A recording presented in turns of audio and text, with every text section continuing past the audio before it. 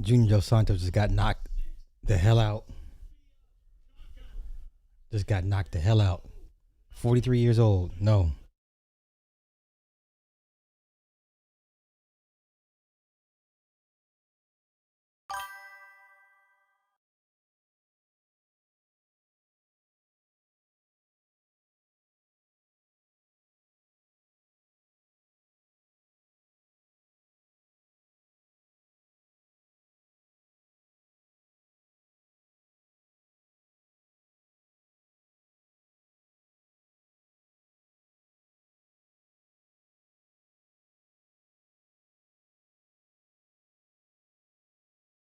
Damn.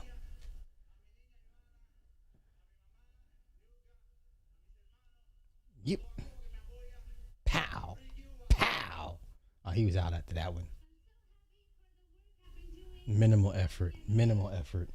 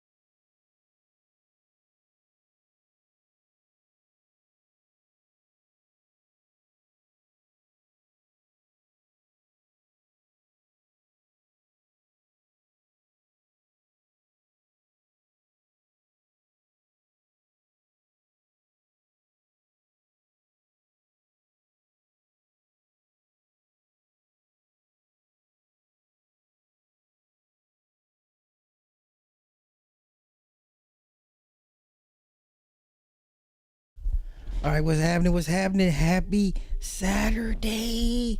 We sitting here watching this Ronda Rousey Gina Carano fight night. I got Ronda beating the brakes off fucking Gina. Gina's 43 years old, y'all. Ronda's no spring chicken either, but this is a night for old fighters. We just watched Junior Dos Santos. Junior Dos Santos, former UFC World Heavyweight Champion, got knocked the hell out. He's 43 years old. No, this is not going to end well for old fighters tonight. Sorry. It's not going to end well. It's not going to end well for old fighters tonight, y'all. What's happening? Yeah. Let's listen. Ronda's going to beat her ass. Ronda going to beat her ass. I'm sorry. The Nate Diaz Mike Perry is going to be a good fight. That's going to be a good fight. But Gina is 43 years old, y'all. Let's not. She's on Mount Rushmore for female MMA artists, hands down. But she's 43, y'all. She's 43.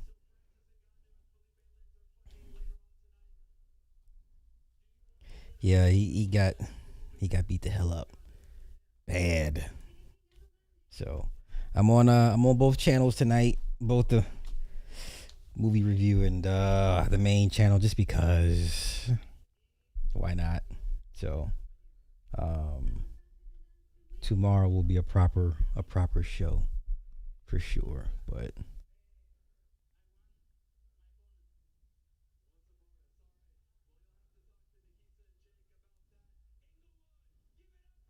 that man's 6'7", former bronze medalist, Olympic Taekwondo team.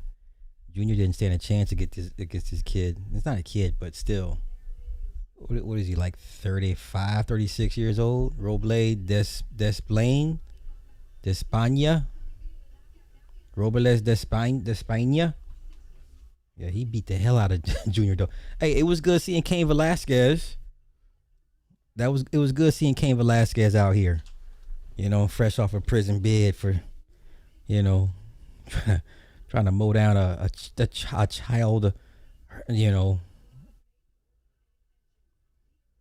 Look at Gina Carano, 7-1. That's her whole record. Jeezy Pete's. Oh my God. The fact that this woman's record is 7-1, she looks so small. Yeah, Ronda's gonna light her up, dog. I'm sorry. Ronda's 12-2, 3 knockouts, 9 submissions. Yeah, this ain't gonna go well for Gina. Sorry, this ain't gonna go well for Gina.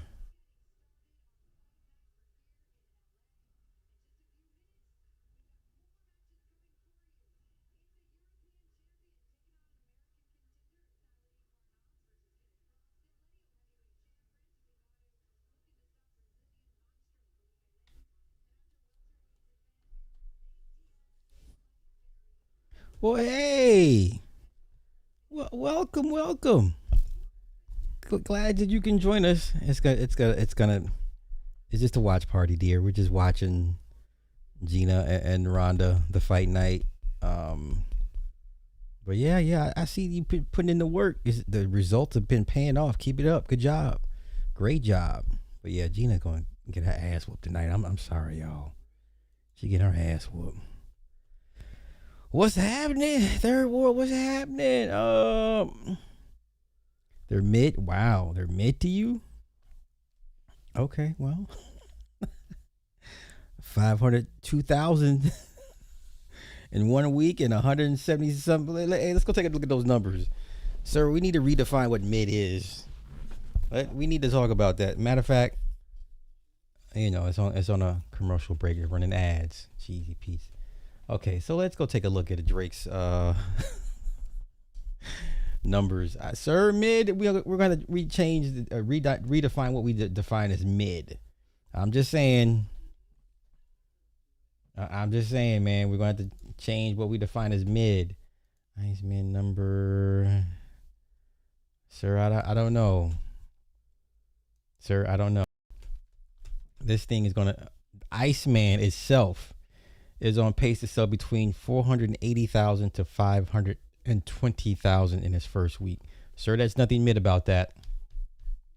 Sir, there's nothing mid about that. This is another example of why Drake has been the GOAT of hip hop for the last 15 years. Just another reminder, he is the greatest hip hop artist ever. I didn't say it. Now for you purists, I didn't say lyricist. I said artist. Not lyricist. So please don't purposely misconstrue what I'm saying. Bar none, Drake is the greatest hip hop artist. Okay? Bar none. Another reminder.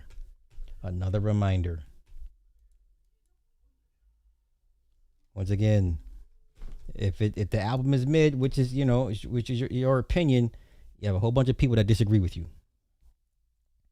So Maid of Honor is moving between 115,000 to 135,000 units, and Habidi is moving 110,000 to 130,000. This is unprecedented, y'all. No one's dropped 3 albums in one day, and moving units like this. I'm just saying, man, there's nothing mid about this. Let's do here 5 takeaways from Drake's triple album drop. Okay, Drake dropped 41 songs in one night. Here are the takeaways. Oh, let's see. Okay. Back to this in. Okay.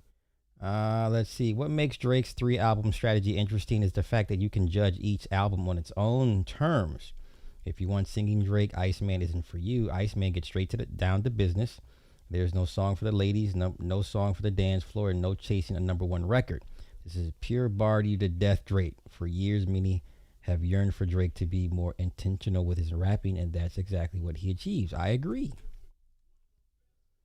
Who we got next? Kenneth Cross and Parnas.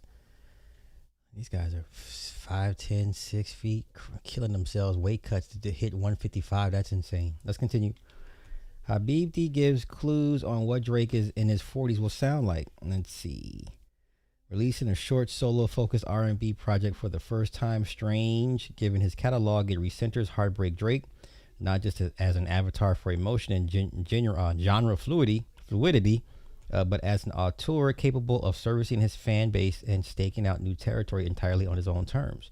I'm hearing complaints that people are frustrated that he won't grow his music, um, his concepts, his subject matter. Fair enough, man. It'll happen when it happens. Maid of Honor is the most experimental music he's ever made. Let's see. It's very good in spots, including True Bestie and Road Trips, but it's a lot to ask of fans who want to see Drake go for blood. This ultimately is another side quest project for Drake, and attaching it to another album is probably a good strategy. It almost guarantees that he will have a cult classic reputation to it. Yeah, unheard of, man. Okay. Okay. All right. Say what you want, but the numbers speak for itself, y'all. I'm just saying. The numbers speak for itself. This man's been the greatest hip hop act in hip hop in the genre, for almost 2 decades now. Okay, it is what it is, man. Don't have to like it, but it is what it is.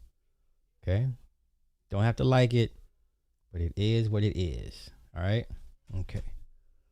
Who we got out? It was this Kenneth Cross and Parnassi fight. This might be interesting. I don't care for neither one of them. So the only 3 fights we care about really is Ngannou, Mike Perry, and Nate Diaz, and then of course the main event is Rousey and Carano. So if you're not up to speed, it's on Netflix. So go to Netflix now. Join me. The numbers don't tell me your personal thoughts off the list of the. I liked Iceman. I liked Iceman. Maid of Honor is what it is. I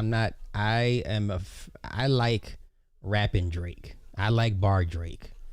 I don't sing songy Drake doesn't work for me. I'm not a woman.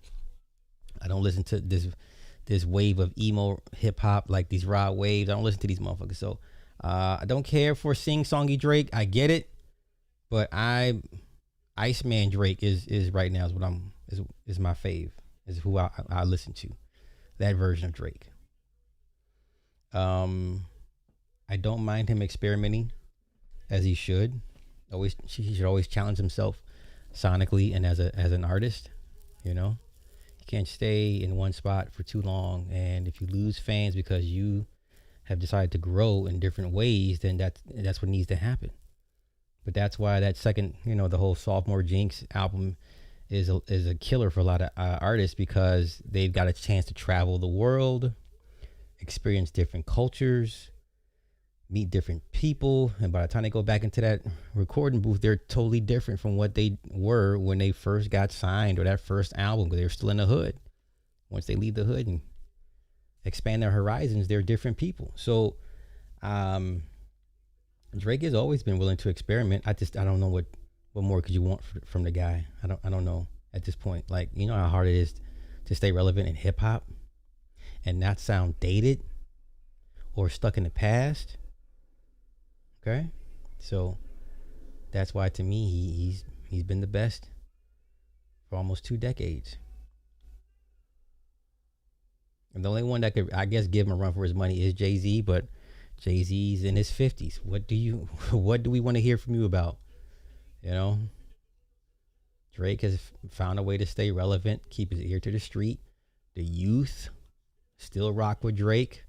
He hasn't aged out, even though he is pushing 40, if not 40. His music, to his fans, he has not aged out. So he knows what his fans want. There it is there. Yeah, man. Yeah, B.O.B. Wow. Yeah. Wow. Yeah.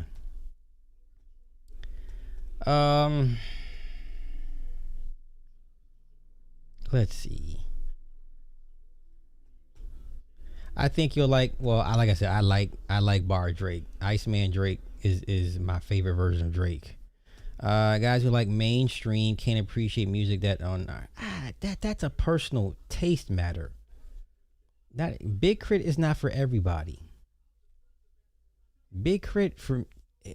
Let's be honest. Him, Stat Quo, all those Southern guys oversaturated. Big Crit does not have enough charisma on or off the mic to stand out. He never had it. He's a good, decent artist, but he doesn't have enough panache to stand out in a very heavily oversaturated field. Stat Quo, another one, talented, didn't have enough panache to stand out, couldn't deliver the big records. Okay, Big Crit does not have no big records. He doesn't have no big records. He couldn't break out of the pack. Sorry. He couldn't. I like Big Crit, but I don't think about him when I think about, I like him, but if you don't mention him, I won't think about him. So, well, that's a preference. That's a preference. Like, no one's like breaking their necks. Come on, man. Ain't nobody like, yo, put on that big. No, bro. Sorry. Sorry, bro. Sorry. Ain't nobody say, hey, man, put on that Big Crit. Nah. Oh, okay. Well, I'm down to listen. Okay. Y'all can't name me the Big Crit hit. Name me the Big Crit hit. Name me the records that got him out of the pack. Even Underground King, I'm hesitant to even call him that. I wouldn't even call him King of the Underground. Guys like Currency, guys like Devin the Dude would have something to say about being the Underground King. I wouldn't give that to Big Crit. Man, come on, let's go take a look at his discography. I got you. I got y'all. I got time. Because I really don't care about this cross Panas fight.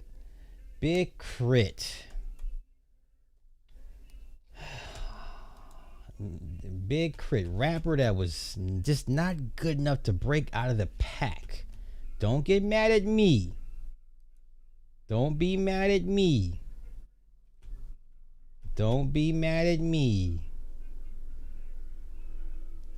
Let's see. Whole bunch of mixtapes.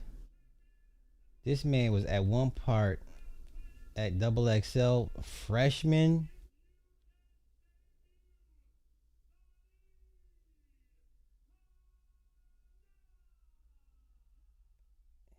He never popped like that, y'all.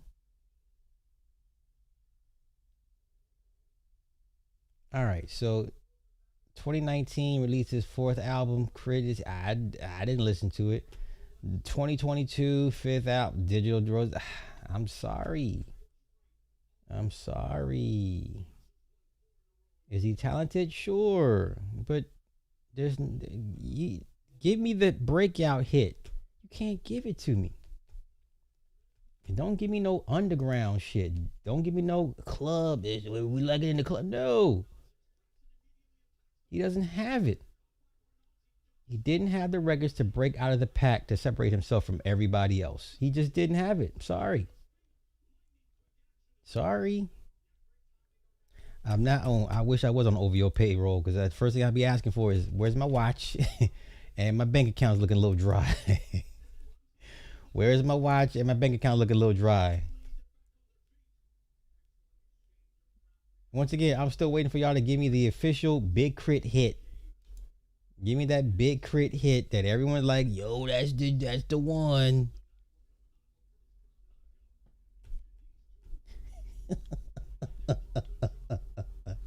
I'm just saying, man.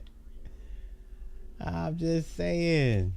I have nothing against the dude, but it just, in a sea of Southern rappers, he doesn't stand out. Oh my God, I mean, think about it. Come on. I mean, we're just, how many rappers attached to organized noise and Outkast? You know what I'm saying? Like that tree is so many limbs and branches on it. It's insane.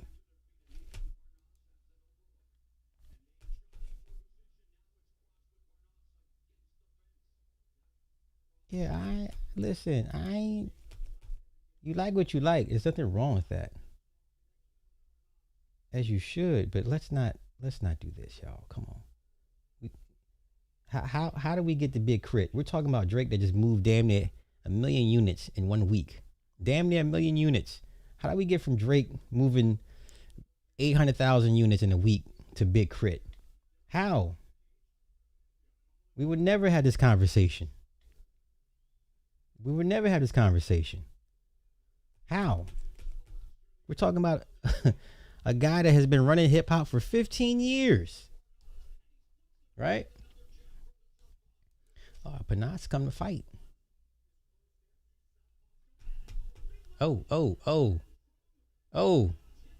Okay, Panat's come to fight. Okay, fight back, Cross. Fight back. Yeah, he's still hurt. He's still hurt.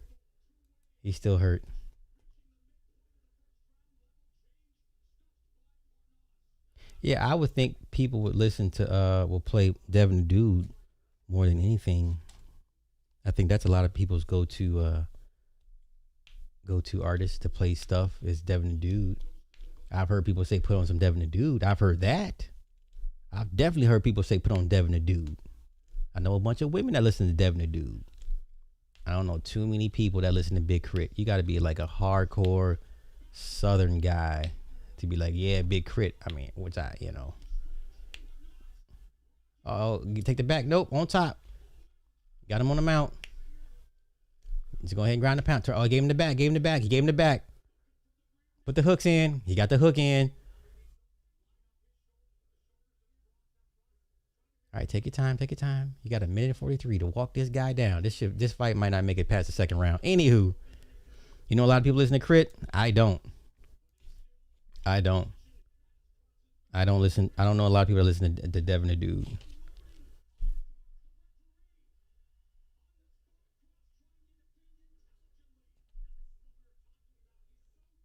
And guess what? Wiz Khalifa got monster hits. I think Currency has one hit.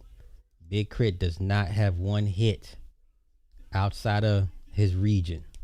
Y'all can't give me that record because it doesn't exist. Okay? Oh, he got out of it. Come on, finish him off. Oh, he finish it.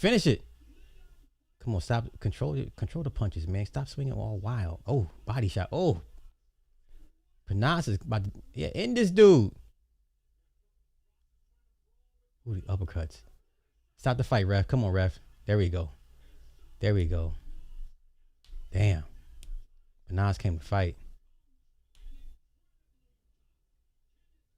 Great fight. Okay. Let's see. Once again, everybody y'all giving me are personal preferences. The only person y'all mentioned that had a serious run is Wiz Khalifa. Everybody else is like, you gotta be like fan favorites of them. Cynical, what's happening, sis? What's happening? We ain't doing nothing. We just watching this, Ronda Rousey, Gina Carano fight night. Oh, y'all see how empty? I don't say it's empty, but a lot of those seats are empty.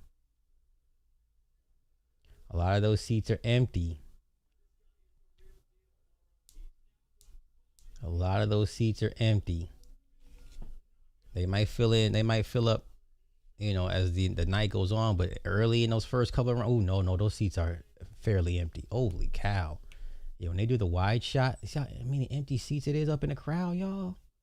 Oh, no. Yeah, this is not going to break any gate records because there's a lot of empty seats up there. Okay. He said losing 100 pounds makes you weak. How did we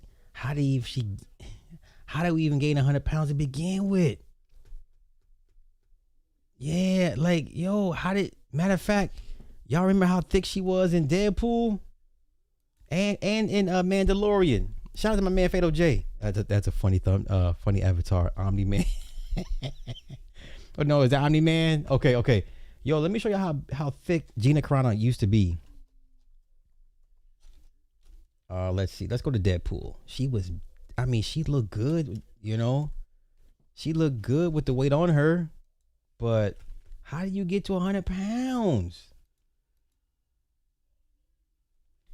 How do you get to 100 pounds? She looked good with the weight on her. I'm not going to front. We were like, is that Gina? Yeah, she looked good with the weight on her. Yeah, I ain't going to lie. I mean, yes, I would let her sit on me. Yeah, she can sit on me at this weight. I'm not tripping.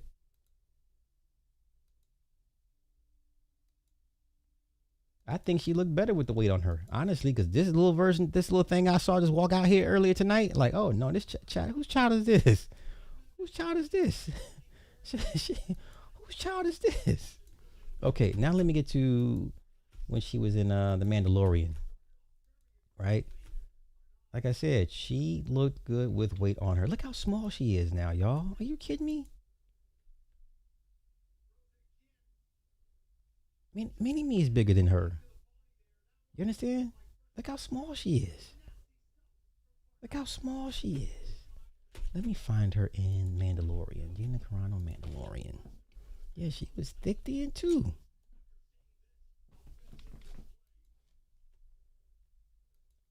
That's how big she got. Thick thighs save lives. Ain't that what they say? She ain't gonna have no cardio. Look, this is insane. So let's see. Lost 100 pounds over the past year and a half in order to make her highly anticipated MMA fight against Ronda Rousey. So she was reportedly tipping the scales at 250. Mind you, she's like 5'5". She disclosed that she had been pre-diabetic and was having trouble simply walking in September 2024 before her transformation began. Right? Let's see. Process involved ups and downs, plateaus, plenty of trial and error. Okay. She now weighs 141 pounds, y'all. Her 17 years ago. Are you kidding me right now? Gina Carano is 43 years old, y'all. 43 years old.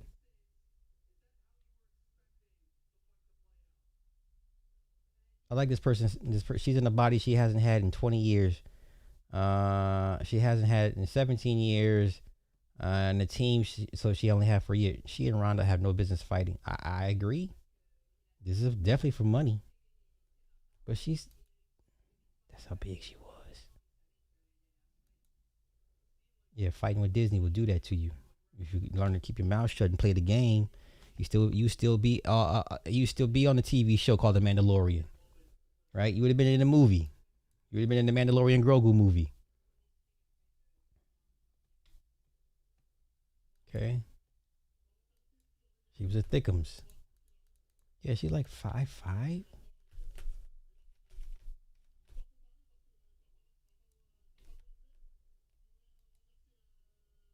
Yeah, that's what she down to now. She a tiny little thing.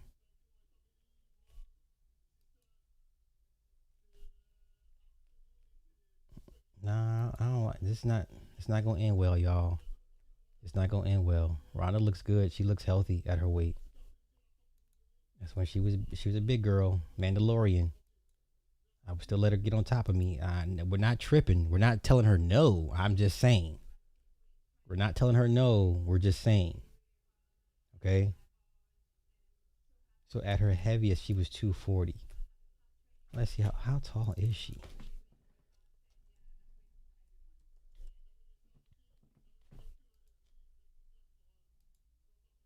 She's 5'8". I stand corrected. She's 5'8". Okay, she's got good height to her. But she was still 5'8", 240. That's still big. She was 5'8", 240.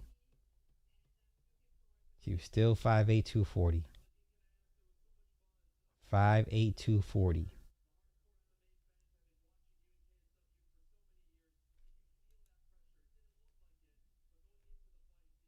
Nah, man. And she's 43, 44 years old. Yeah, let's not do this, y'all. Let's not do this. Let's not do this.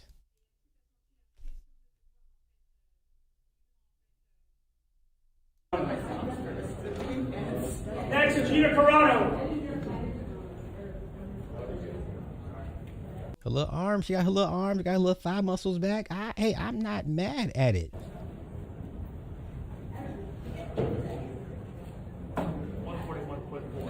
141.4. I ain't mad, shit. But Ronda looks... Shit. Yeah, come on, y'all. Come on, y'all. Let's not do this, y'all. Let's not do this. Ronda Rousey. Ronda Rousey, baby!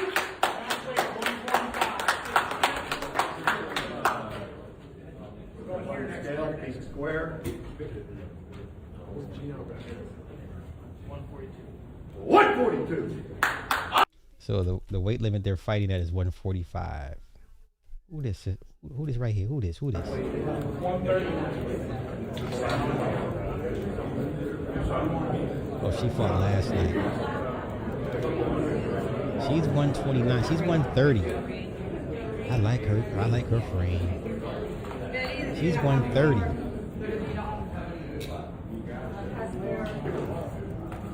I like her frame. Her opponent, Jade Mason Wong.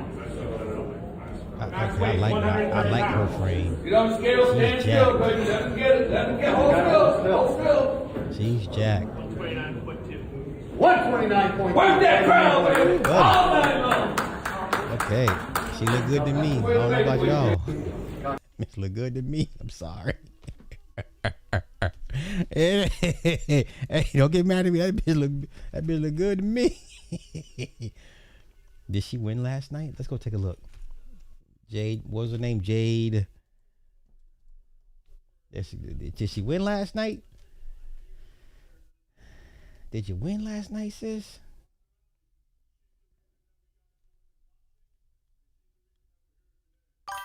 Cause that was their weigh-ins.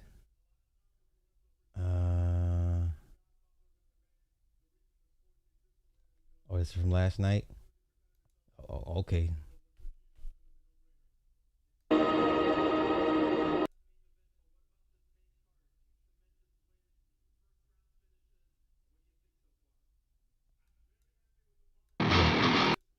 Bruh.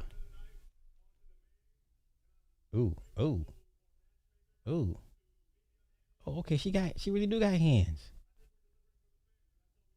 Oh, is that bare knuckle brawl? Sis, are you fighting bare knuckles? Oh no. Oh, she's really out here doing it. And she got hands too? Oh, hell no. Lord have mercy. I didn't know. She's from Canada? Okay, no slander. Okay, no slander. Yes, I'm human. Yeah, she looked like she give you a run for your money. She's 5'4", 129, 130. Wow, okay. Yeah, leave her alone, man. She's like, she gonna be a problem. She looked toxic. Like, you know she's gonna be bad for you long term, but in the short term, I want to ride the rodeo. I want to ride on the roller coaster.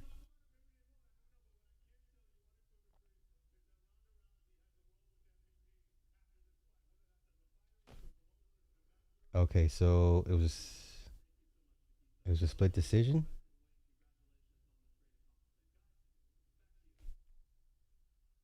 So she got the split decision. Nah, I ain't trying to do all that.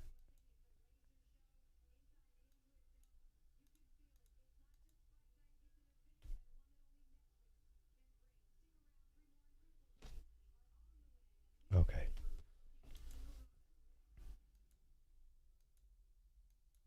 Yeah, she look like she a problem. Yeah, she look like she gonna give you some problems. Yeah, she look like she gonna give you some problems. And she will give you a headache. She will talk back to you. She will talk back to you. But did she win her fight though? That's a decision.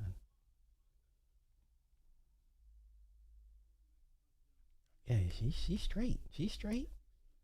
She's straight. Yeah.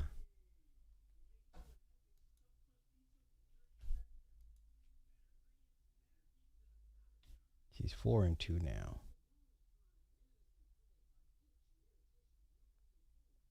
Yeah, bare knuckle fighting championship. Wow, a woman that fights bare knuckle, leave her alone. A woman that fights bare knuckle boxing, leave her alone. Don't waste her time. Having a brawling style perfect for bare knuckle. Mason Wong will pressure her opponent while making reads and tailoring her movement to get her hand raised after it's said and done. Yeah, leave her alone, y'all. Leave her alone.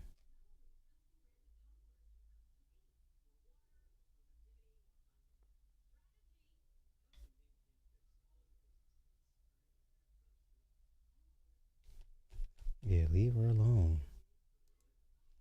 She will cause you problems.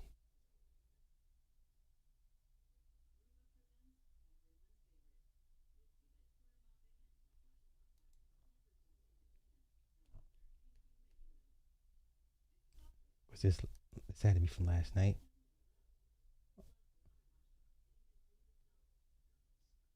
Okay, so it was a split decision. So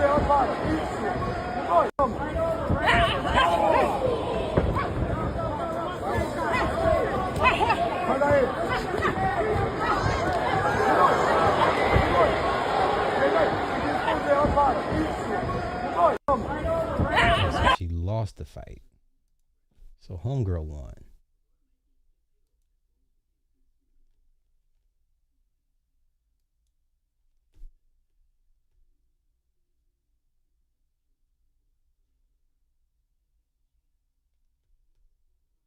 Okay, let me go find and get up myself. Mason Pereira.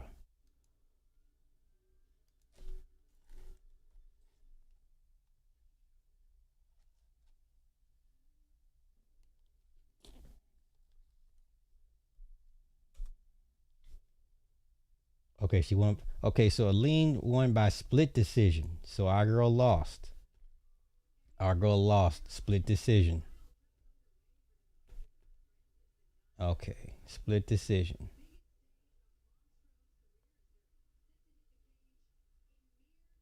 So apparently, okay.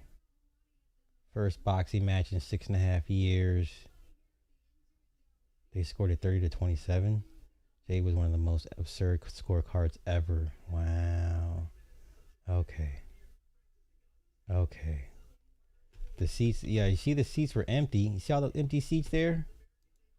You see all those empty seats?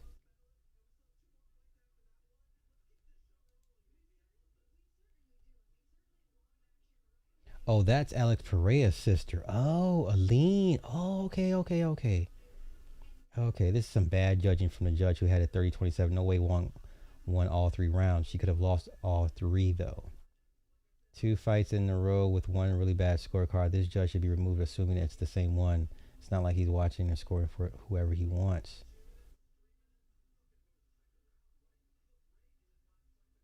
How the hell you think Alex Jr. won all 3 rounds? She could have easily lost that fight. The guys at the desk were so biased. When she got taken down, she got worked, and they were acting like she was doing it all. Like when like she would have taken herself down and landing her head on the other chick's elbow.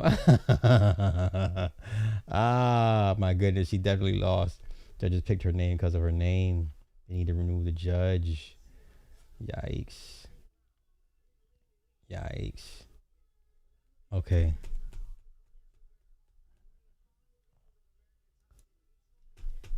I mean, I get it, man. Yeah, I mean, listen, Netflix, these ads are ridiculous, bruh. And the prices keep increasing. It's insane with Netflix, man. Housing prices ain't bruh. Yeah. She's a tough cookie. And leave her alone. Yeah, don't waste your time.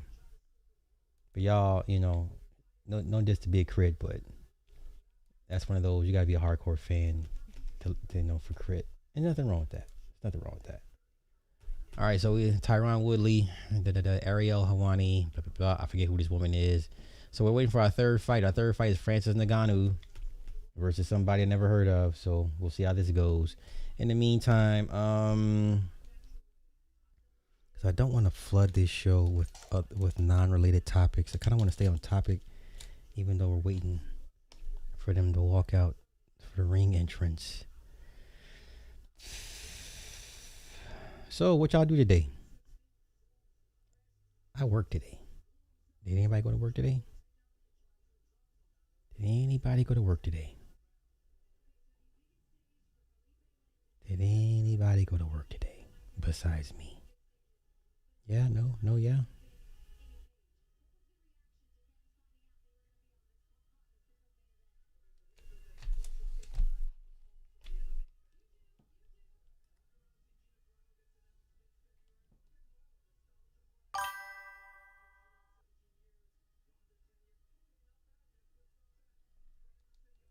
Hang out with my friend. Nice. What did y'all do? Girlfriend stuff.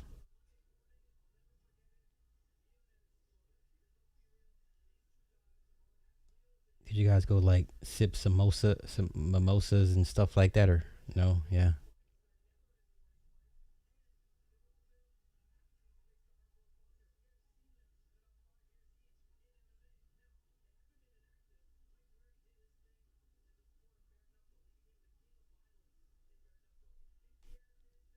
So they're talking Mike Perry and Nate Diaz.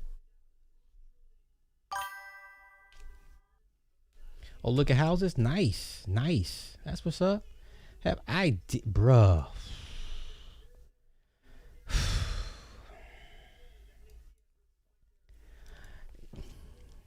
Let me tell you what's not going to happen, Free Zone.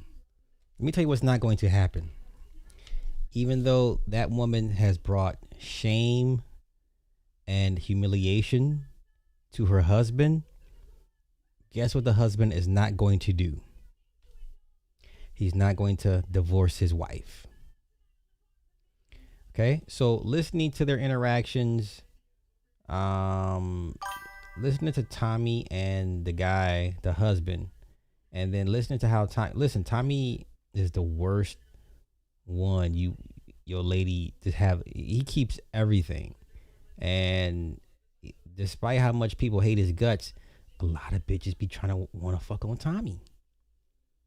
How come nobody ever mentions that part of all the, as toxic as his rhetoric and divisive as his rhetoric is? Hell, you can say his rhetoric is damn near demonic or non-productive or harmful to black people, right? There's a lot of women that want to fuck on Tommy, and going over what was being reported and the picture, and like I said, it'd be different if Raw B had sent him that stuff pre-marriage, but sending that stuff to him while they're married, that's a level of humiliation. You should have some type of self-respect and pride about yourself to leave that marriage. But he's not going to, because I can pretty much guarantee you that woman runs that marriage. That woman runs that man. Okay? I told y'all, there's a lot of married men that put up with a lot of crap from their wives. They're not leaving. The woman would typically always end up leaving the marriage. Women, if it's one thing women are good at to their own detriment, is leaving a situation when it no longer suits them. Okay? Men pretty much will stay to the end. All right? So what that man is not going to do is leave his wife. I don't even think he has enough clout in his marriage to check his wife. You understand? This is the second time I can recall on YouTube where former wives have thoroughly embarrassed former husbands, and we all can go point to Danini and Warren. I don't want to rehash that, but when it's to that point when you're exposing each other's dirty laundry on online, it's time to leave. You gotta leave. Pick up whatever respect you have left and dignity and just walk away, you know? So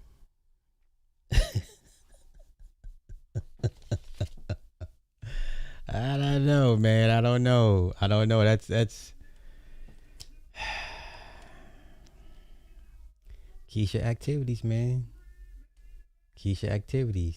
And then now I'm like, and now when you think about the whole situation now, then you think about the whole thing with Aunt T with her. Now I'm like, okay, did you possibly lie on Aunt T?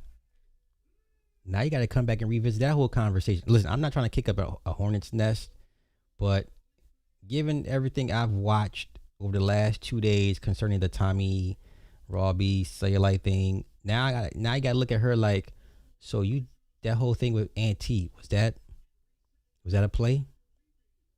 You know what I'm saying? You have to go back and revisit that situation. Like, did it really happen the way you said it did? You understand? Hey, that's a level of entertainment that makes me uncomfortable, because for you to just so callously just offer yourself or parts of yourself to people online, given their history, and you know how guys are, man. I got your bitch. I fucked your bitch. You know what I'm saying? Like that's a shot that you can't. That's hard to recover from. Like guys love to get that one up. That's like the ultimate one up. It's like, I had your woman, or I know what your woman looked like, or she did this for me, or she sent me that. And that's a one up. That's hard to come back from, man. But he's not gonna leave her. Now think about it. They've been married 3 years, and look what they've already gone through in 3 years. They're not gonna last long. They're not gonna last long at all. And I'm more than sure she runs that marriage. And I mean run that marriage. That man doesn't have enough cachet in his marriage to check her. You know, so yeah, I'm not trying to kick up a hornet's nest, but us married men know who's subservient and who's dominant in their marriages. Even though there's always ebbs and flows, but for the most part, you know who is, at the end of the day, who gets the final word in the marriage. He does not. Now, he talked tough to Tommy, but how do you talk tough to somebody that knows what your wife looks like? And the only reason, and the fact that your wife allowed herself to be seen by him in that light, you have nothing to talk about, sir. You can't get mad at Tommy. That's his job. His job is to try to knock your wife. Right? Remember the episode of Martin? He thought she was cheating with the handyman. He's like, hey man, I'm not mad at you, brother. You're just doing your job. You know what I'm saying? But that's how it is. Like, you can't get mad at the guy. That's his job. Your wife's job is to make sure that shit doesn't happen, or it doesn't go any further than what it is, or to not embarrass him, you, and this marriage, this union. And she failed that horribly, miserably. And nasty work. Now, once again, I can go back to this part. All the smack talk about these women, these niggas will sure marry them. Now, given everything we know about Raw B, France is coming out, but I can still talk about it. But given everything that we know now about Raw B and how she maneuvers and operates, why would anybody marry a woman like that? But women like her get married. You understand? Somebody gonna roll the dice on her. Somebody's gonna take a chance on her. These women out here ain't got to worry about never being married. They can get married when they feel like it. It's just that simple. But I get why dude was trying to bark at Tommy, because all he had left was his pride, and that's the only thing he had. Really, Tommy didn't have to really respond to the dude the way he did, because I'm like, bruh, like, is this not your wife? You know, that's one of those. Is this not her?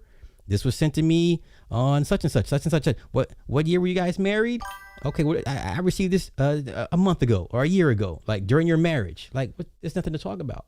It's like all that rah, like, nigga, I get it. All you have left is your pride and your ego, which Your wife made sure to burn that to the ground. So nasty word, y'all. Be careful. These women ain't. Yeah. I'm just saying, like, that's one of those. If you wanted to be petty and for extra content and clicks, you would convince people to revisit that situation. Because now that's what I'm thinking. Because I'm like, okay, so if you move like this during your marriage with this man, and there were a couple instances prior, right? Now I gotta look at that Auntie situation like, well, shit, maybe Auntie wasn't in the wrong. Maybe I had him wrong. Maybe she really out here doing some foul shit, trying to set guys up and make them look bad. I'm just saying, put nothing past. No, what do I always say? Put nothing past nobody, especially a woman. And now you see.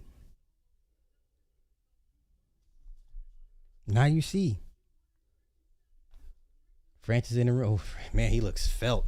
Francis looks felt. SVELTE. Wait, no, SVELTE. Yeah, he looks felt. He looks fit. He looks trim. This ain't gonna go long. This fight ain't going long.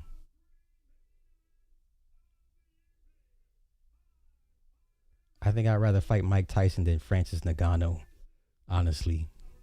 Yeah, I would rather get in the ring with Mike Tyson right now than fight this version of what I'm looking at of Francis Ngannou. I'm cool. Okay. But Martin got with Gina after his friend kid was with her. I hear you.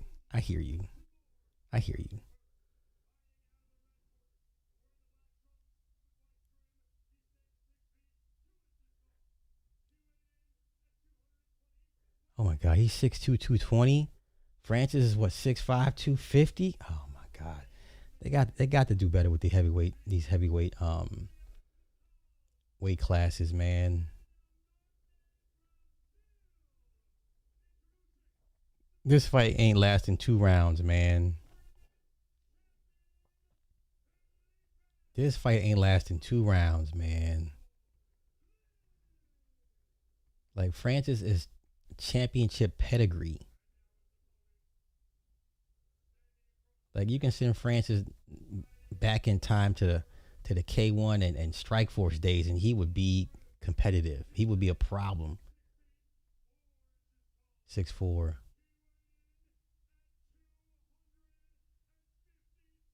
Whew, 257. Jeez, EP, that man is cut up. Oh my God, this version is scary. Oh no. I'd rather fight Mike Tyson, y'all. Yeah, I'd rather fight Mike Tyson than this man I'm looking at right now. Then I'm cool. He's cut up. He's fit and trim. He hasn't looked this good in a while. Oh Lord. Oh Lord. Oh Lord.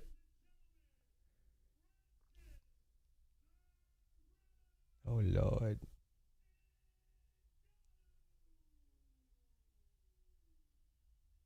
Wow. Once again, I see a lot of empty seats up top. Look at Herb Dean. Herb Dean gonna referee till the day he die. Let me see how much were the tickets for this fight. Let's go look at how much tickets were. How much were Carano Rousey fights? How much were they? Ooh, buddy. Look at these ticket prices.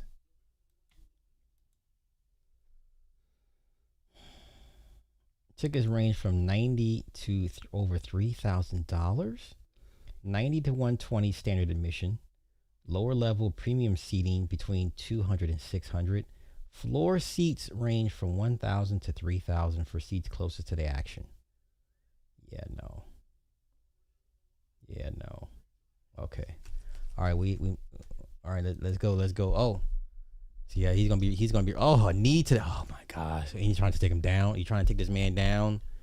Front face lock against the this man is a former UFC heavyweight champion. Like, what are you? I respect the courage, but Yeah, just lean on them, bro. Just lean on them.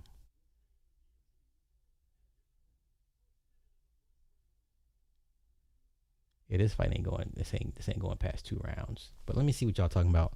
You said you rather fight Jones. You know what? Okay, you rather fight John Jones than fight this version of Francis Ngannou. Hey.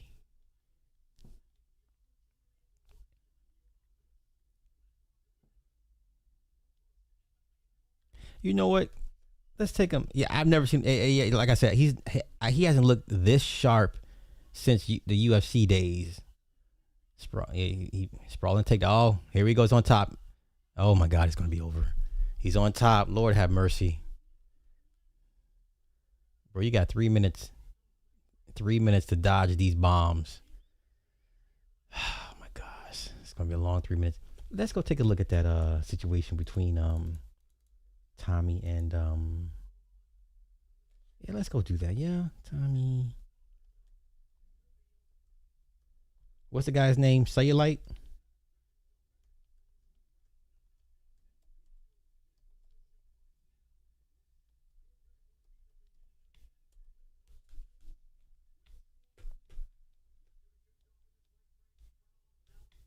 Is this it? No, that's not it.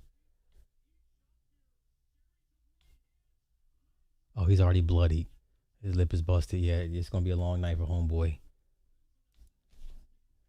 It's gonna be a long night for homeboy. Oh. I give him credit. He's up in there. I give him credit. Come on, fight back. His mouth is open. He's tired, bloodied. Oh my gosh, you got a nightmare in front of you.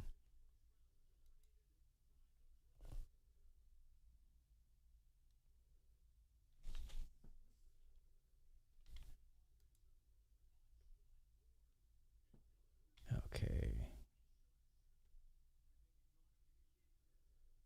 Look at this, y'all. Look at this. Now, look at this. Listen, if your wife,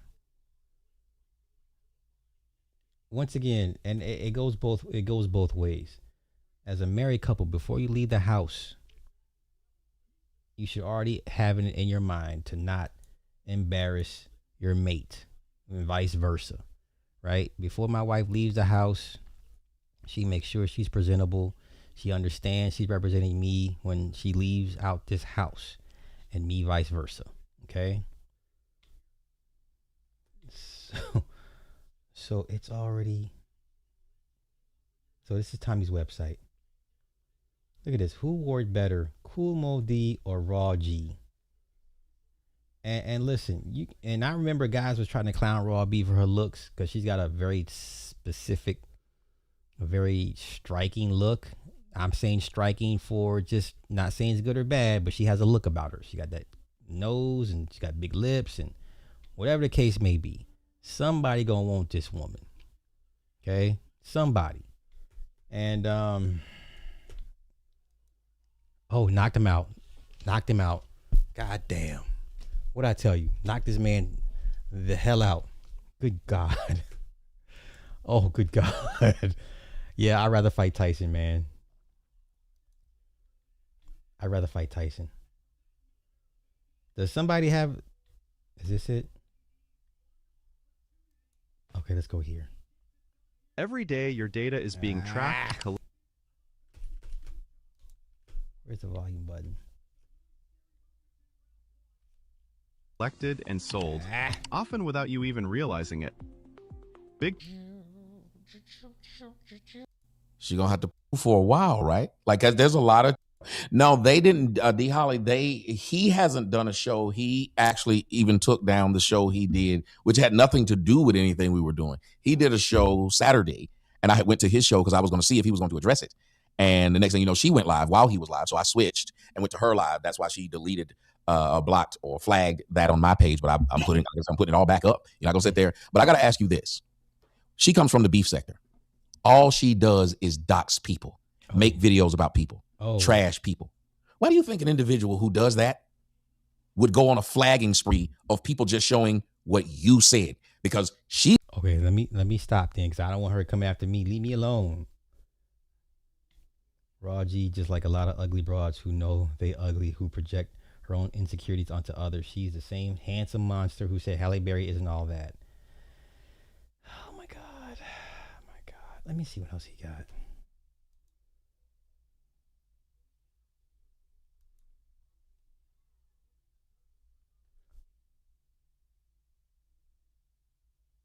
Wait.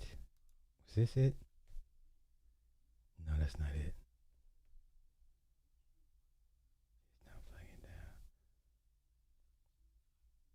Tommy versus Raw G. Okay, let's go here. Lord have mercy. Okay. This was 8 days ago. Oh, wait. Lame YouTuber Sharon allows hyena black woman to derail his show. Oh, no. Oh, no. Tommy. Oh, here we go. Oh, no. Oh, no. Yeah. Hey, Nagano, look at that man. Yeah, I wouldn't fight that man. Yeah, this version of Nagano can go back into the UFC right now and clean up.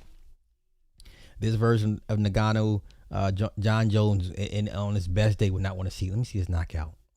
Oh, he barely clipped it. He barely clipped this. It was the uppercut that got him. Yeah. And then he clipped on the side of the head. Poor guy. Says, so did Raw G get to smelling herself because of what she did to the lady last week? So this Diamondbacks jersey is off the chain. It is nice. It is nice. Okay, I keep it very simple to myself. I ask myself one question: do you want to go home or not? Yes, you can, Neo. But they don't. They have to go down with the ship. And if for those of you who don't know what Raw G did, this is what she did in the middle of the show. Oh my God, what is she doing? How you doing, Tommy? I'm just listening. I don't know if y'all can hear me. I'm just listening. Yeah, we can hear you now. And then from I was They might say that's.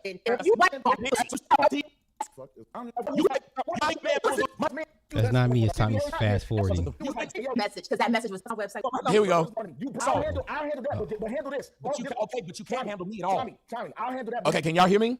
Can y'all hear that? Yeah, let me know if y'all can hear that before I keep on going. Mercy. Yes, good job, B-Hop. That's my dog. Guardians of the Galaxy. Yes, Lord, thank you. This is why I love my people. I'll say something. Thank you, Maxwell. I'll say something, and my people will tell y'all exactly. Yeah, I do remember that. I do remember killing them. I'm just doing my job. I don't remember them all. I'm sorry. I don't. I've had bitches to sit up there and had to remind me, you fucked me. And I was like, bullshit. What about us? Okay, let's go ahead and get to it. Some kind of parent punk that when you showed up, I got quiet. That's what they said. And then she said it. Gotcha. So that wasn't the first thing you heard. Gotcha. Second. So when she said, don't be pussy now, I said, what did I say right after she said, don't be pussy now? Oh, no. I was the one who said something. You kept saying, I'm just waking up. What's going on? She said, don't be pussy. I said, hold the fuck up. What the fuck is going on? Hold on. I stopped. No, and right there I said, who are you talking to?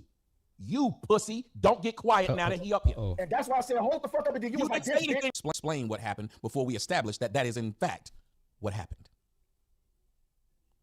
Y'all, how many times have y'all seen these conversations play out the exact same way with me talking to another human being? That I will tell them exactly what happened because they denied what happened. They will then realize that I'm telling the truth about what happened, but they won't acknowledge that they got it wrong. And so it seems like I belabor the point by trying to tell them, no, you should not go into an explanation of why what I said happened when you were denying that it happened.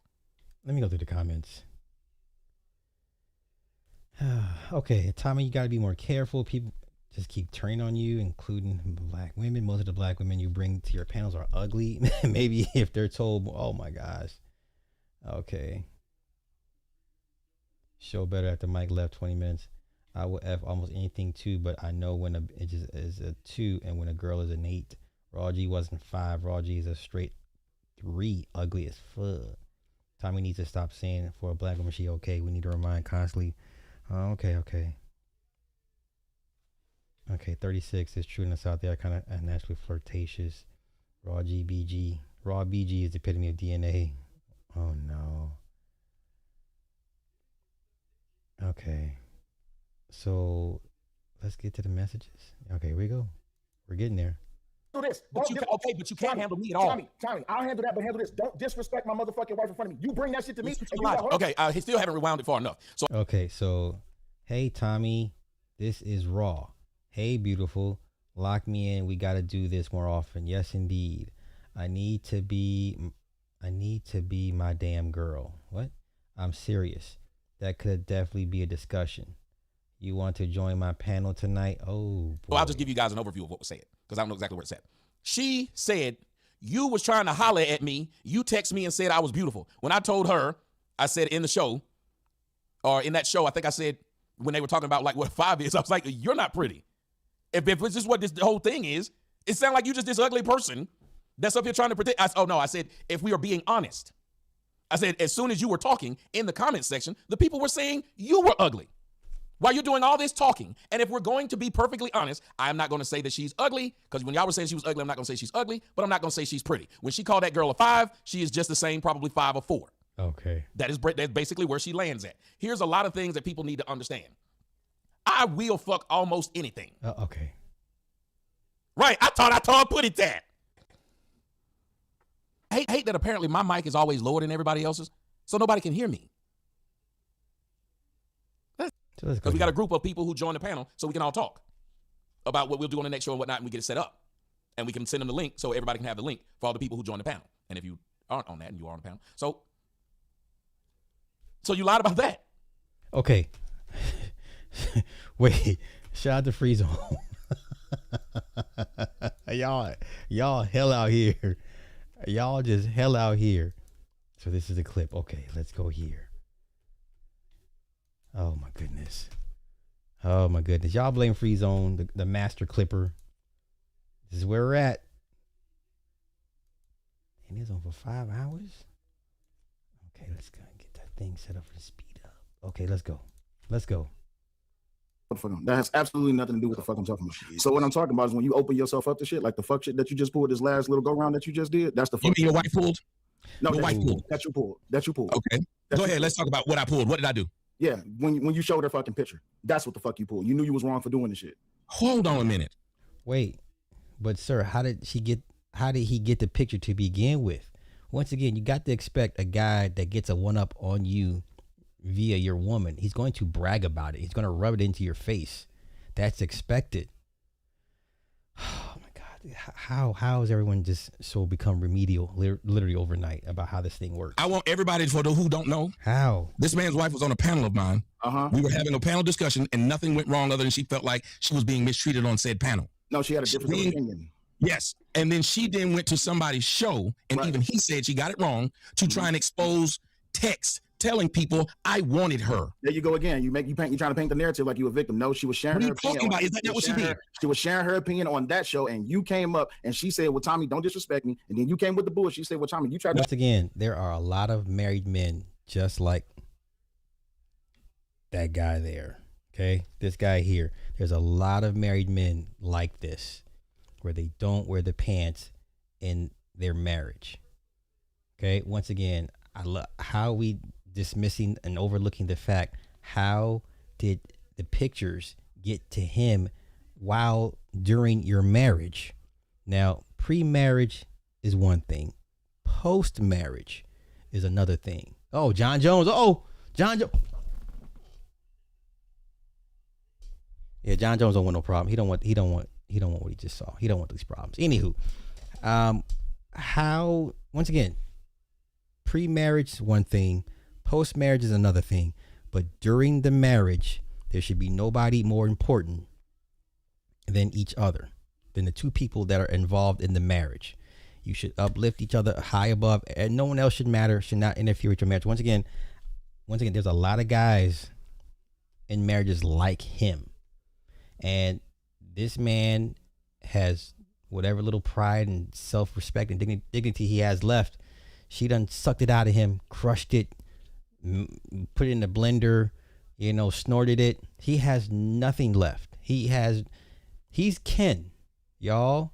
If you watch the Barbie movie, he is Ken. At least in the movie, Ken found the courage to say, hey, I am enough. I am my own person. I don't have to exist I can exist outside of you. The fact that this man is mad at the other man, right? We watch all these videos 24/7 about when the woman is cheating on the man, right? And then the man tries to go kill the man. And we're sitting here and we're all like, well, the black woman, she get to go.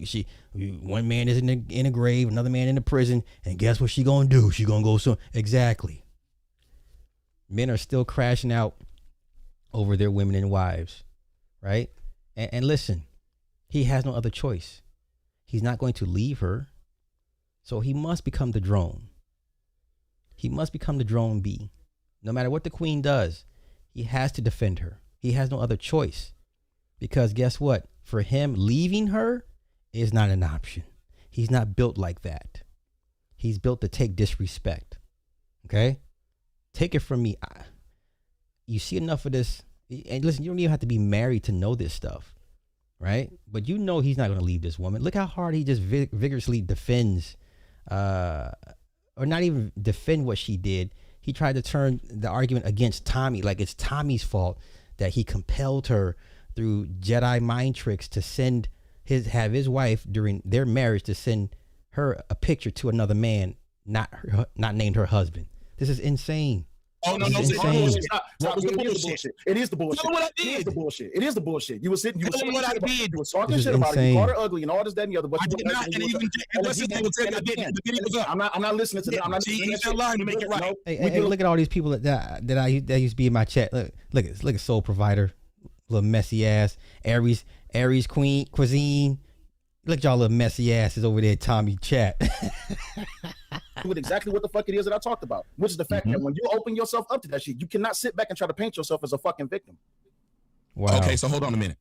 If your wife opened herself up to having a discussion on the panel, There you go. she can't paint herself as a victim when it didn't What go the her fuck does way. that have to do with you showing her fucking pictures? Listen, Tommy's better than me. This man is not listening to logic. He only has one emotion. It's shame, guilt, anger.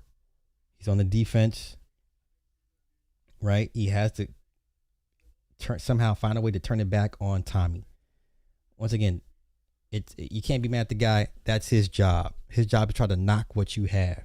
Your wife is the one that either okays it or rejects it, right? She allowed this to happen. But he's not going to tell her that because he has no leverage in his marriage to do so. She showed a text message. You showed a picture. Hold on. You don't tell motherfuckers you like me, and I liked you, and you didn't like me, and expect me to not show that you did. Gotcha. But at the end of the day, what the fuck does that have to do with the level of disrespect that you went to? And mind you, let me go ahead and put it out there because I keep hearing you that you and the rest of your little Cuda gang crew keep on alluding to the shit. This is prior to me and her being married. So whatever the fuck happened between y'all is what happened between y'all. But Okay, now, can we confirm this all took place before they got married? Because I don't want to speak out of turn. Because I'm assuming this all took place during their marriage. So for you guys that have way more insight than I do, did the picture thing take place before or during their marriage? John Jones looks terrible. He's not in shape. He just looks like he's just letting himself go.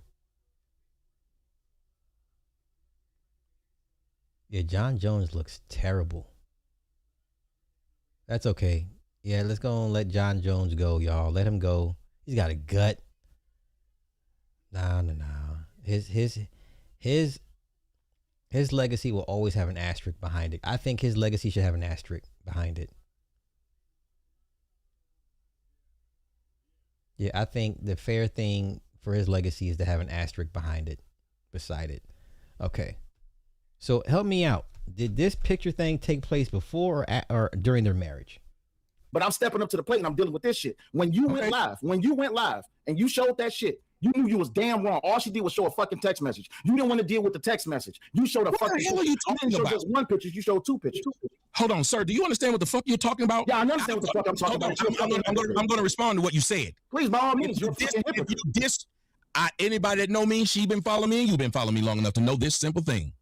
You don't disrespect me and then tell me how I'm supposed to fucking respond. Right. Nobody. So even in your statement that you made earlier, you're showing that you're a fucking hypocrite right there. What? Tommy, you know what it is, bro. You know what it is, bro. Okay, y'all. He keeps talking, but he won't let me say. He know what happened. Go ahead. How can you? Y'all see how small Gina looks? Ronda looks like a big 145er. Gina looks like a little 140 pounder. Anywho, let's go.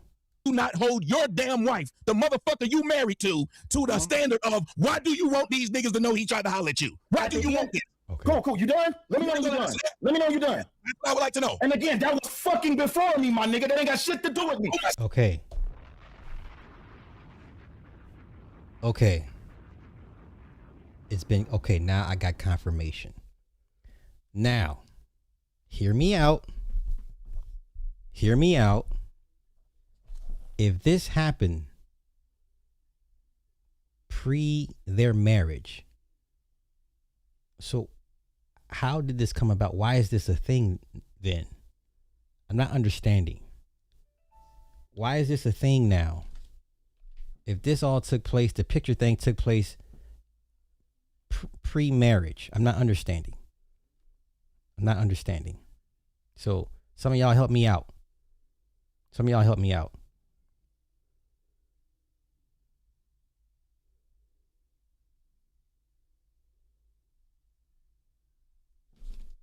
Okay. Let's continue. So again, dealing with the shit that you did on your fucking show. Don't act like what the fuck you did on your show was highly fucking disrespectful. So what if she showed a text message that y'all was going back and forth? That ain't got shit to do with me. But when you showed a fucking picture and you went to the levels that you was going to, you knew you was highly fucking disrespectful, my nigga. Okay. Now wait, y'all. Wait. Okay, we have to dissect this. This is very, very important. Okay. He confirmed the picture thing was pre their marriage. Okay. If the text and the picture thing was pre their marriage, then why is this a thing now? Why is this being brought up now? That's the bigger question. And if Tommy is the agitator by stirring up or trying to stir up old memories or old beefs or old issues between these two, then Tommy's in the wrong.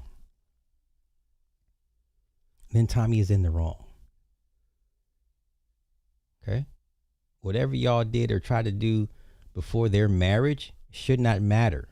They were not married at the time. So why is this a thing? Why are you bringing this up now? I'm just asking questions. We got to really I haven't heard anybody really dissect that part of this conversation. If that's the case, if what Cell is saying is true, then Tommy's in the wrong. Tommy is an agitator. Tommy is a shit starter for this. He's wrong for that. But come on. I'm intrigued now. And you just don't have to stand in that shit. Y'all see how he just was over. He won't talk. And I'm glad that Sharon's own comment section is saying your wife went to the internet to try and let the internet know that he wanted her. And she went to the internet. But you went to the internet and you told my wife. I'm looking at Sharon's face. Because even he's like, wait, what? This is before the marriage? It should not matter. Okay, Free Zone, let me see what you're saying. To my understanding, let me make you big. Okay, to my understanding, Raw was on Tommy's show for a bit recently. They had a fallout, as Tommy usually does. Then the background info. Oh, okay. So it's Tommy being a shit starter. Okay. So it's typical Tommy being Tommy. Tommy, the self-saboteur. He falls out with everybody. So okay. So this is Tommy's way of getting some type of kickback or get back. Okay. So this is Tommy being a girl, a mean girl. Tommy's a mean girl. Wow. So I stand corrected. So I take back what I said prior to all this. I didn't know that this was confirmed, that it was, before the marriage. So if this is all before the marriage, and if you and Raw be fall out now because whatever, now you want to go back to old stuff to bring it up to kind of throw the grenade into their marriage, Tommy, you wrong as hell for that. That might warrant somebody coming to see you about that. Some guys will come see you about that. Yeah. Okay, so then Raw crashed out mid-segment with Tommy telling everyone, okay, wait. crashed out Tommy, telling everyone Tommy wanted her, and then Tommy responded in kind, and Cell had to step in and do the disrespect. Okay.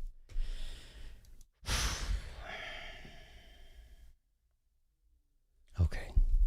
Wow. If this were me, I'm mad at everybody. So I understand why Cell is reacting the way he is. I get it.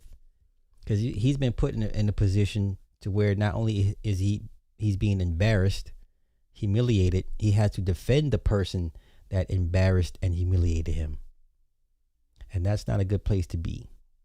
That type of situation right there can linger, fester, and create lingering issues, unseen issues, cracks in the foundation. So I feel bad for Cell. He's in a tough spot. That's a very tough spot for a husband, a man to have to defend the woman that basically is the reason why you're being humiliated online right now. That's a tough spot. Hey, Free Zone, do you have the clip of where she spazzed out on him? Because I would love to see that.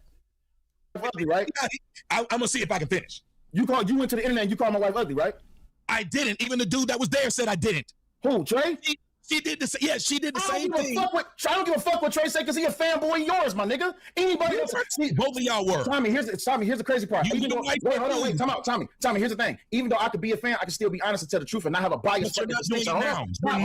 I can be a fan and I can not have a biased fucking distinction about you. If I say that you're wrong, if I say that you're fucking wrong, then you're fucking wrong. All she did was a fucking text message. Okay, Sharon, the mediator. I ain't done yet. I'm not done yet. Okay. Shout out to Free Zone. We're having a good breakdown of this. Okay, who's in the wrong in your eyes? Now, in my eyes, Tommy's wrong and Raw B is wrong. Okay? Because from what I gather, we wouldn't have known all this behind the scenes prior stuff had she not spazzed out. But I think Raw B is trying to paint a picture of, see, here's Tommy doing what Tommy does. He's trying to always screw somebody, always trying to get with one of us women.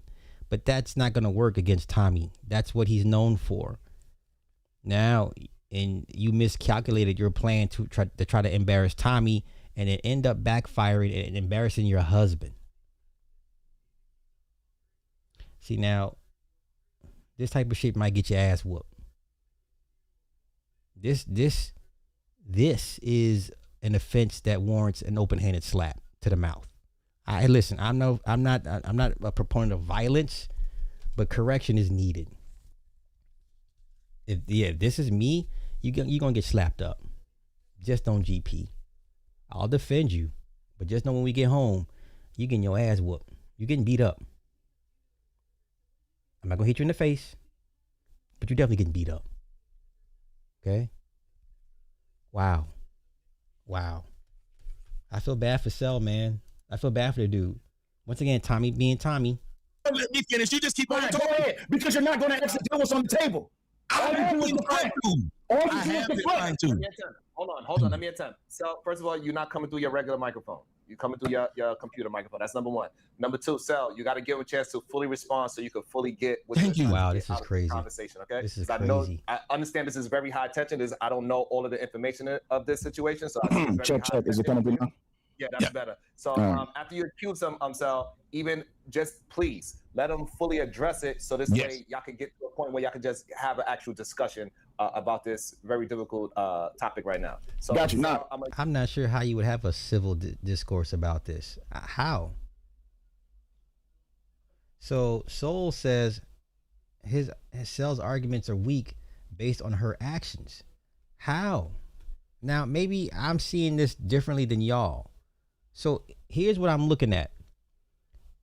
I'm looking at a man in Tommy that's toxic, that has mean girl ways about him, that will look for any and every excuse to one up somebody. That's his in his character. That's in his nature, right?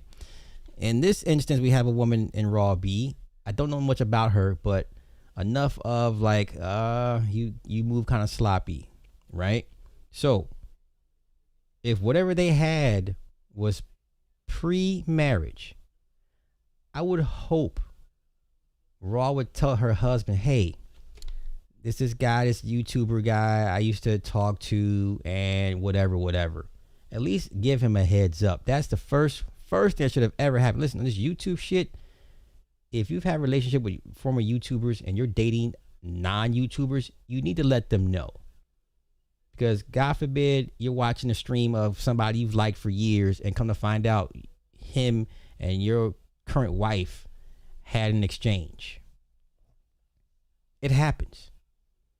Right? If you're going to fuck with somebody, a woman on YouTube, you need to ask her, hey, who all have you dealt with? Not saying he had sex with her. Who have you dealt with on YouTube? Because I too am on YouTube and I don't need any surprises.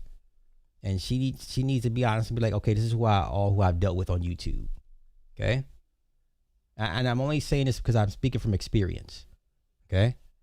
Now, that should have been something already discussed and should have already had a plan in place if things go left.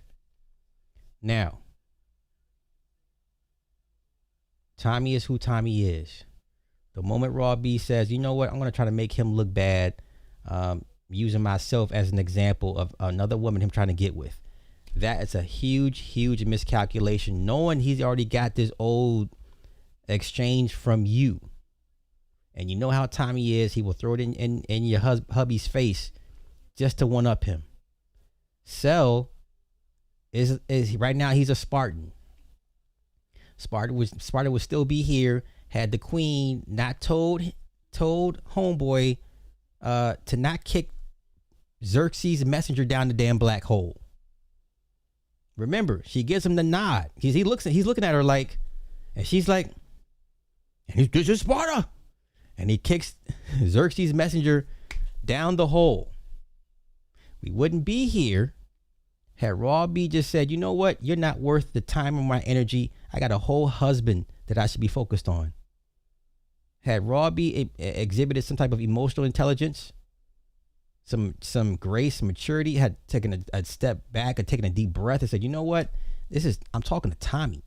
Tommy would love nothing better than to expose me for what I did or what we did or didn't do in the past. Let me focus on my marriage and let him have that victory. Let him have this W. And let me go focus on my marriage. Cell has no choice but to crash out. Now, the bigger question is does Cell have enough in his marriage to say, bitch, I should knock you through a wall for making me look crazy this last week? Did I sum it up? Am I wrong? Am I right? I think I'm spot on. What I'm gonna do, Tommy, let Cell get a chance to get it all out. No, he can go ahead. I got it out. He can go ahead. You good there? Okay, so allow him to address it. Try not to ask too many questions, Tommy. Try to address what is. Yeah, I'm gonna put it towards you because you're a married man. And anybody out there that's either married or got a girl. If your girl took a discussion that was going on the internet that happened on one day on a panel that she chose to be on, it didn't go her way, and she spent the next 2 days talking about it and talking about me in a way that I felt like, that's not what happened. You're lying. So I joined the show. I'm talking to your wife, Sharon, and she and I talking about something. She thought, your wife said, who been married to you for years now, thought that I called her ugly. She then said, how dare you call me ugly? And she was ready at that moment on this show to show these people that I text her saying I want to be with her, and she didn't want me. I was a lame. If I then turn around and say, well, I don't remember that, but I'm going to go and show every text message I've ever had from you. Okay. I'm right. I'm right. Raw B miscalculated, thinking her experience with Tommy was going to embarrass him. You cannot embarrass somebody that has no shame. How do you embarrass a guy like Tommy? He's been through everything. Everything. He is ceramic. He's been through multiple fires. Her miscalculation was, well, I think I can make him look bad using myself as an example. No, sis, because now he's going to play the game of one-upsmanship and it's going to feature your husband, and the egg is going to be on your husband's face. Nobody comes before your marriage. Nobody. Not your mama. Not your little punk ass kids. Huh? Not your punk ass kids. Yeah? Okay. Yeah, definitely the wrong target. So I stand firm with what I said. So we're here because of Raw B's huge miscalculation, huge lack of emotional intelligence, huge lack of situational awareness, poor proper strategic planning.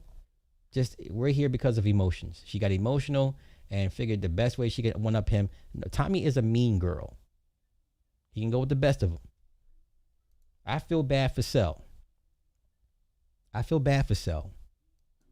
Now, if in the text messages I show everything that your wife sent me since she wanted the world to know we used to talk, which would make no sense for a married woman. In the text, I showed everything that happened, and it showed that your girl, your wife, Sharon, went online and lied to these people and told them I wasn't trying to talk to him. Then kept lying and said, well, that was before me and Sharon was married. But just past February, your wife was reaching out to me when I wasn't reaching out to her because she saw me online and saw that I had surgery on my leg. As your wife now, after telling you I tried to fuck her years ago and showed it to the internet, sent me a message talking about I see you had your knee surgery done. Anything you need me to do, I can help you out. Let me know. This same woman who just went to the internet to tell them I tried to holler at her and she didn't want to, and she's currently married. Do you think I'm wrong for showing the text messages proving you're lying since you brought text messages up? Because remember, she got a man, I got a girl. You don't think if she went to the internet to tell the internet he tried to holler at me, ain't trying to throw it in my girl face? Cell ain't got no choice. And this is part of what being a husband sometimes unfortunately entails. Sometimes we have to be the crash out dummy. And then when you get home, you kick a knot in her ass for putting you in that position. That's understood. Always present a united front in public, but behind closed doors, you let her have it. Okay? But you always, in public, it's me and her. To hell with everybody else. So I feel really, really bad for Cell. I feel really, really, really bad for this dude. Really bad, because he ain't got no choice but to ride out for her. He's married to a woman that made a huge miscalculation, didn't think about how this would affect him. Once again, when we walk out this door, or when we come on these cameras, we got to understand the things that we say and do can and will affect our mates. Okay, let's continue. Because that's what she said. You got a girl and you was trying to holler at me. So why wouldn't I show everything that happened to protect myself? Am I wrong for doing that just because you sent me pictures of your titties in the inbox? Wow. After telling the world you wasn't trying to fuck? Wow. See what I'm saying? That ain't nothing but a slight to him. We're past trying to embarrass Raw B. Now you're going to try to a game of one-upsmanship on the husband. Okay? This is what you call throwing a grenade into a room and then walking out. So now you're trying to embarrass the husband. This is mean girl shit. This is mean girl stuff. This is wrong. Tommy is a piece of work, man. Listen, if you give him, you cannot give a guy like him any opportunities. He'll use it against you first chance he gets. First chance he gets. And this is another black man that you're doing this to. This is another black man you're doing this to. But okay, come on. After telling the world you didn't like me, after telling the world I was talking to you, when the video showed I stopped talking to this woman, she kept texting me even when she was married. So is he done? Yes. I'm asking him, would you be mad at me? You ain't asking me shit. You said you was talking to Sharon. Would you be mad at me, or would he understand my reply to his woman? So, all right, so this is a very... Okay, Cell cannot come out here online in front of Tommy's face and say she was wrong. He cannot. Y'all, he must present a united front with his wife. He cannot openly admit to Tommy, Sharon, and whoever is watching say, yeah, she's wrong. You cannot afford to do that. This is like the soldiers going to fight a war they don't agree with. Yeah, it's wrong, but guess what? This is what we need you to do. Okay? Come on. He can't afford to do this. And be like, oh yeah, she was wrong. No. He ain't going to do that. Why would you expect him to do that? He has to fall on the sword and present a unified front with his wife. No matter how fucked up the wife is, no matter, how she doesn't take his feelings in consideration, how it's going to make him look. Regardless, he's not going to leave the woman. very complicated question. I'm going to answer it. Please let me finish the answer. Wow. So yes, wow. I would understand that you showed the text, but I would still be upset if she has explicit picture that picture came out as well. So yes, she was wrong, and also I would be highly upset if I was the husband that her explicit picture was also presented as well, because that picture could have been sent. I don't know if it was censored. I don't know what but I'll be upset. It was censored. No, hold on, wait, no. He wanted to know. He wanted to know. It's my turn to talk, Tommy. I know, but he wanted to know what kind of picture it was. Why would you tell him she had a bra? It's my turn. It's my turn to talk. Oh God, he don't want you to know she had a bra. Fine. It was a picture of her chest with a bra on. Okay. And it was another picture that she has on her social media page with her in a nightgown. Give him the respect to finish up what he got to say. Go ahead. You see, Tommy. You see that smirk on his face? So it's about a game of one-upsmanship. He doesn't care about anything but winning and making other people look bad. That's it. That's all he cares about, y'all. This is a very, I don't call him evil, but he's a petulant child. Tommy is a petulant child. Tommy is one of those kids that didn't get enough ass whoopings growing up. You understand? Tommy's one of those kids that grew up. Grandmama is 80 years old, and she'll cook him food, and he'll accidentally drop the tray on the floor and expect old ass grandmama to pick it up. He's one of these children I deal with at school. He's a petulant child.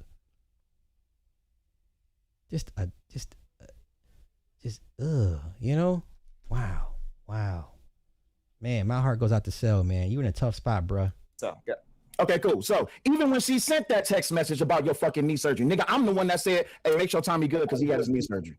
Because I didn't have your fucking direct number, nigga. I'm the one that said, yeah, you know what, you and Tommy friends, I understand y'all had a thing in the past, but guess what? It is what it is. As long as it's kept on a professional level, I don't give a fuck. Because here's the thing, nigga, if anything of me ever came out, which, trust me, everybody, I know the shit that I used to do. You think I'm gonna feel embarrassed about that? Really? My nigga, I think you need to really check on what the fuck that everybody else got the fuck going on. But anywho, moving the fuck on. I didn't say shit in the whole fucking time. You was fucking talking. I didn't say a motherfucking word. I didn't say a motherfucking word. Wow. So anywho, prior to fucking 2023, June of fucking 2023, whatever the fuck text messages, whatever pictures got sent, I don't give a fuck. That has nothing to do with me. Once we started our fucking relationship, our fucking marriage, once we started, at the end of the fucking day, y'all, I'm under the impression that y'all are friends. That's why I'm like, oh, okay, cool. Well, you know, the nigga tried to fuck, guess what? It looks bad on him that this nigga is supposed to be a millionaire. He can get any bitch that he wants to, and yet still, he couldn't bag you, but I got you. But no problem, right? So cool. So he got a show going on. This nigga Tommy reach out, oh, okay, yeah, could you come to the show? Yeah, I'll come to the show. He reach out to the wife, could you come to the show? Yeah, I'll come to the show. Okay, I'm going to assume Tommy had ulterior motives for bringing Raw B onto his show. We can only assume. But then, given the reaction and how he responds, look at this, laughing, he's giggling. So this just confirms to me that Tommy had a long-term idea or plan to have Raw B on his shows just in case things blow up, and so he can kind of get this off, get these shots off. So he's been having this in the chamber for a while and been wanting to fire it and let it off for the world to see. Wow. Show. The bigger question is, nigga, you know she was married. Why the fuck you asking her to come to the show if you know you used to try to fuck with her? Okay, now here's why I disagree with Cell. Cell, that's not his job. That's your wife's job. Your wife's job is when she leaves the house or gets in front of this camera, how will this affect my husband, my house, my children? That's not Tommy's job. Tommy's job is to create fissures and cracks and foundations. Tommy's job is to sow seeds of discontent. That's it. He is an agent of chaos. That's his job. That's all he's ever been known to do since he's been on YouTube for the last 15 years. Sir, Cell, you're wrong. Your wife should have more discernment. It's your wife's job. How's it going to affect my husband? How's it going to make him look? How's he going to feel about this? Okay? That's not Tommy's job. Let's continue. Nasty content strategy, bro. Nasty content strategy. So we got Nick Diaz and Mike Perry coming up next. But come on, I'm intrigued. Regardless of however the fuck you try to paint it, Tommy, we all know you tried to fuck. And even in that show that you had with Money Boy Trey, he may have agreed to the fact that it was the content creator, not Raw, that was talking shit about you. So the fact that you came out your fucking mouth calling her ugly, nigga, you was looking for a fucking juice to squeeze up out of a lemon, just like what Taz said about his wife. You always trying to weaponize shit. And at the end of the day, my thing is, Tommy, you're a fucking hypocrite in everything that you fucking say. You was highly disrespectful when you was wrong for showing that picture. No. Tommy's not a hypocrite. Tommy is who he's always been. Tommy's not a hypocrite. Tommy is what he's always been. Okay, we've been on this thing for too long, y'all. A lot of us grew up with Tommy. A lot of our first videos were inspired by Tommy. We know what he is. He's an agent of chaos. He is a seed, an inseminator of seeds of destruction. You know, he's he's a weapon of destruction. Okay, so nobody should be acting like, oh, no excuse at this point. You want to go back and forth and create a show? I don't give a fuck what the fuck you do, but you can admit to the fact that you was fucking wrong. That's just that fucking simple. I'm not asking you because I know that you're not gonna do it. Okay, I can respond now. Great. First off, what you said was you thought to yourself, and I want all y'all to hear this. This nigga's supposed to be a millionaire, and he wasn't able to bag her, and I was. I would never judge my penis against another man's penis, and I damn sure wouldn't say this about my girl. But let's just wait a minute. Didn't you just tell me? I thought so. Let's go. Okay, let's set the second part. Okay, so she said, no, who's this? Mind Chaos Bruce said, what I said was I wasn't ugly when you wanted, and you said you wanted me to be your girl, and you tried to dent it and make yourself look like a fool. But you are mad because your girl was watching Kick. Tommy, he's a liar. I don't know who that is. Okay, I'm just listening. This is fascinating. The second part is this man said you was trying to fuck. Anybody that knows me and anybody that's fucked me or knows I've tried to fuck, what do? Offer you to come out to where I'm at? Offer to talk to you about trying to fly you here, get you here, any of that stuff. Your wife didn't get none of that. I didn't ask her. That's a lie. That's a lie. Okay. So why are you trying to debate? We're past all that, sir. So it's not about a debate if he tried to fly her out or not. That's inconsequential at this point. We're here because your wife made a huge miscalculation. She forgot what was important and how her decisions affected you and your household. That's why we're here.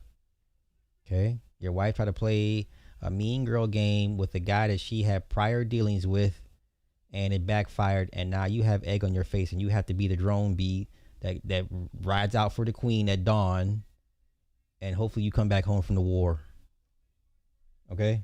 That's what we're doing. Audience, did I not show the entire thing? That's why I showed it. Your mouth right there, that line, you gonna tell me what the fuck I showed. I showed all of them.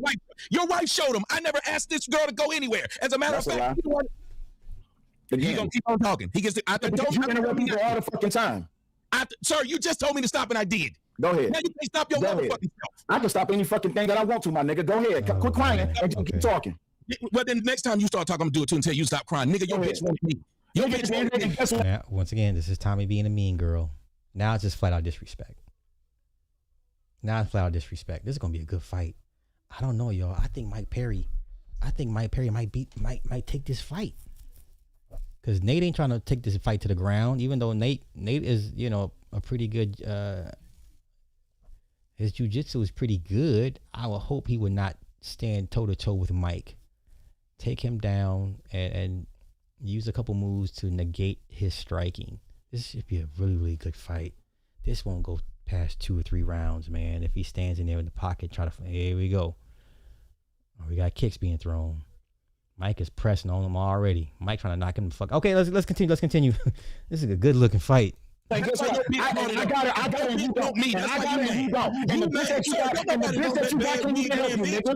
Nigga, you fuck with a nigga known as crispy. Yo, nigga known as having a fucking STD, my nigga. Reaching out to me. You know your bitch. You literally got swung on, and nigga, you can even defend yourself. Shut the fuck up, Tommy. You ain't even built like that, Tommy. And you still ain't built like that. Okay, now remember, I hear you, Sel, but we all know why Tommy got swung on at that Black Power event.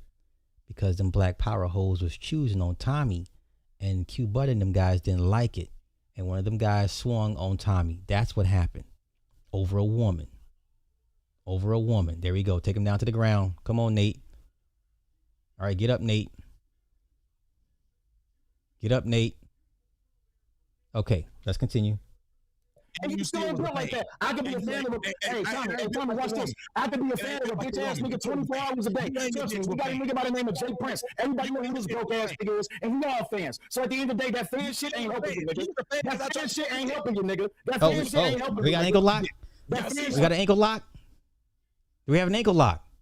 He's got a leg. He's got a leg. I told you, hey man, listen, Nate can fight on the ground, man. He just likes to stand in the pocket and knock people out. But Nate jiu-jitsu, don't sleep on Nate's jiu-jitsu. This is the fight that Nate needs to do. Take it to the ground, man. All right, come on, let's go. As much as you try, guess who's still fucking. As much as you try, guess who's still fucking. As much as you try, guess who's still fucking. Stop talking. I want to still talking. As much as you try, guess who's still fucking. This game left now. Because you ain't never had the Come on, fucking Sharon, chance. step You in. ain't never had the fucking chance. Just be Sharon, honest, come on, Ronda. step in. You hurt because you got rejected by nigga. Step in, Sharon, step in. She brought it up. Sharon, step in. You need a moment now. There's niggas in this motherfucking YouTube space that have been in her inbox, and all the niggas is left on red. What the fuck is you talking about? Okay. He makes a mention to a point that I said earlier. If you're going to deal with somebody that's on YouTube, you need to ask, or they need to reveal, who all have you been dealing with? Oh, Nate's hurt. Oh, he's punched to the sternum. He's hurt. Nate's hurt. Damn it. Anywho, so he acknowledges what I said earlier. You need to know who all you've been dealing with on this YouTube thing. Okay? Okay. How many niggas gotta keep on coming up talking about, oh, I hate that you were Robbie because I tried to be with her. And guess what? I'm the nigga that got her. Not damn nigga that ever came out their motherfucking mouth can say that they fuck with her except me. So at the end of the day, just be honest, Tommy. You mad, bro. You hurt. It's okay. We get it. Men can have emotions too. No, Sel. It's not that he's hurt. In his mind, he's winning. In his mind, this is what he wanted. Sir, I'm not sure how Sel sees this, but Sel is the one with egg on his face because of his wife's miscalculation. It's really just that simple, y'all. And I'm not sure if anyone is seeing it from the lens that I am. Okay?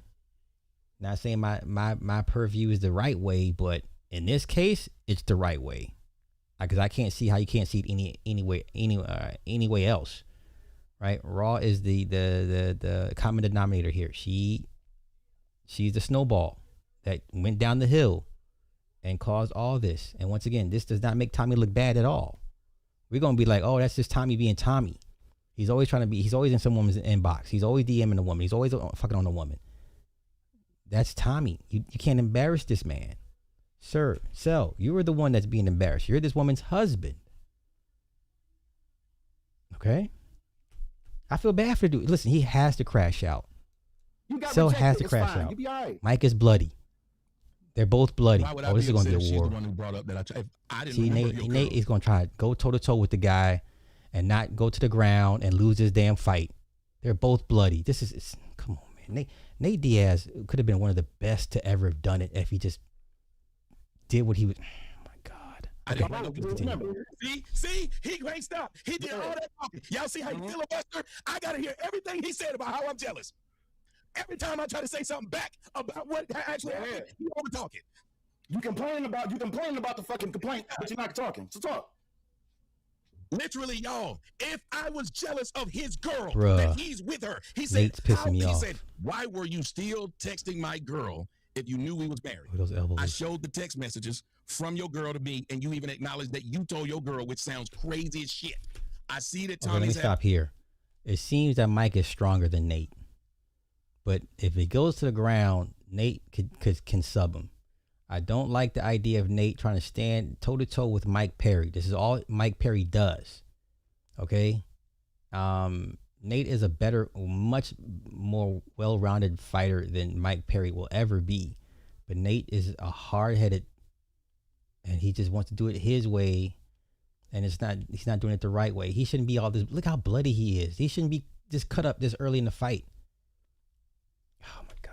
Okay, come on. A little bit more of this, and I'm out of here. I'm gonna get back to these fights. Having knee surgery, since I'm not his friend, you text him and see how he doing, and tell him if it's anything he need, give it to me. You know what she never told me?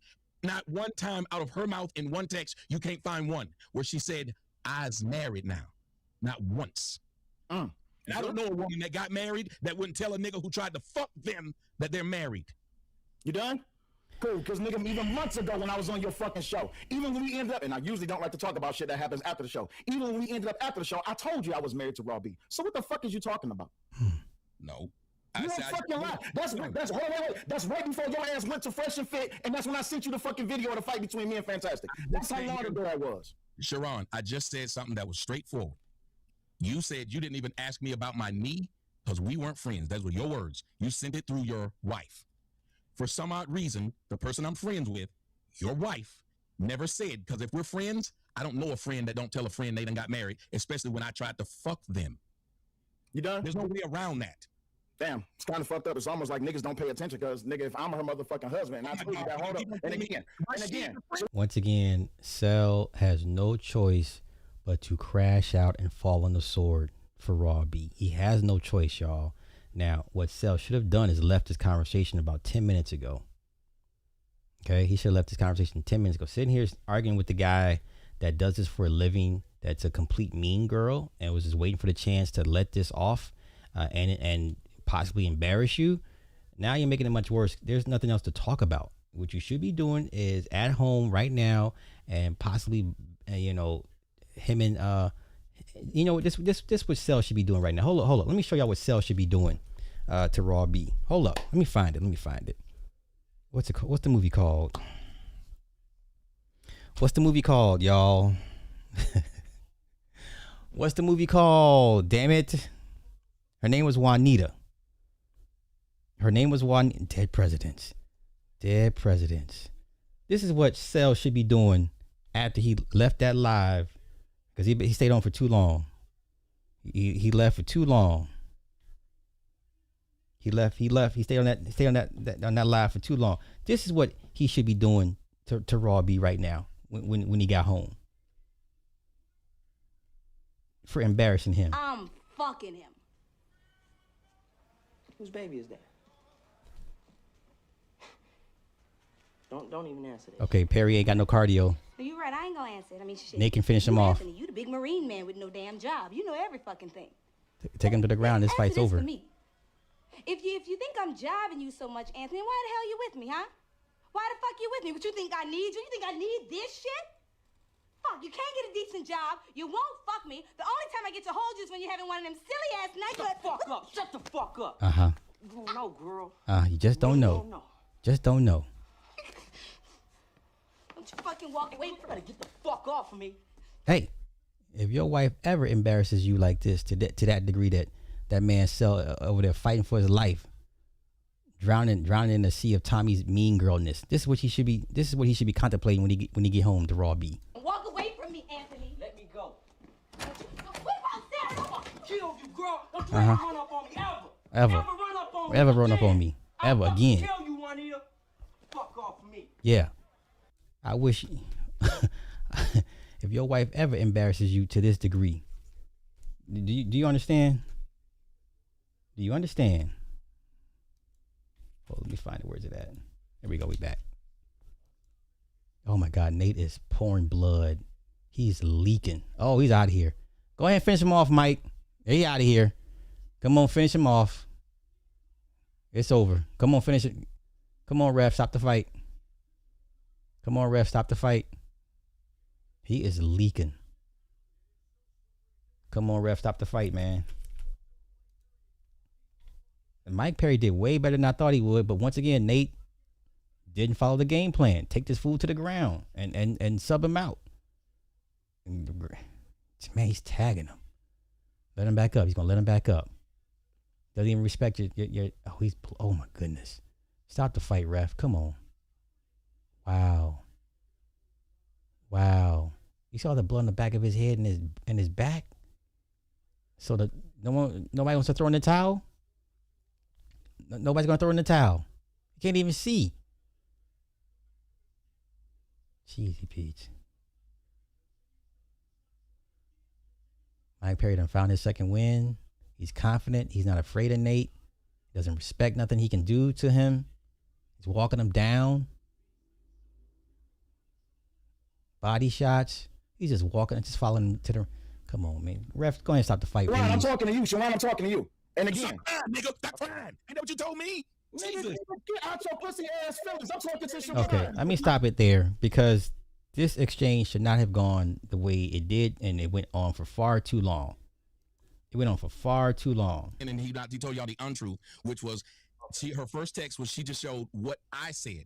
She said I had no interest in him. I did not try to talk to him. She literally went live and said it and told it that way.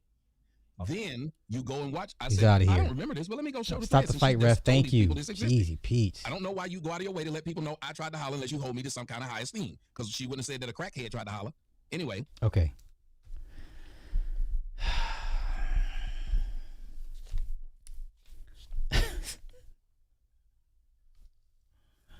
Sell.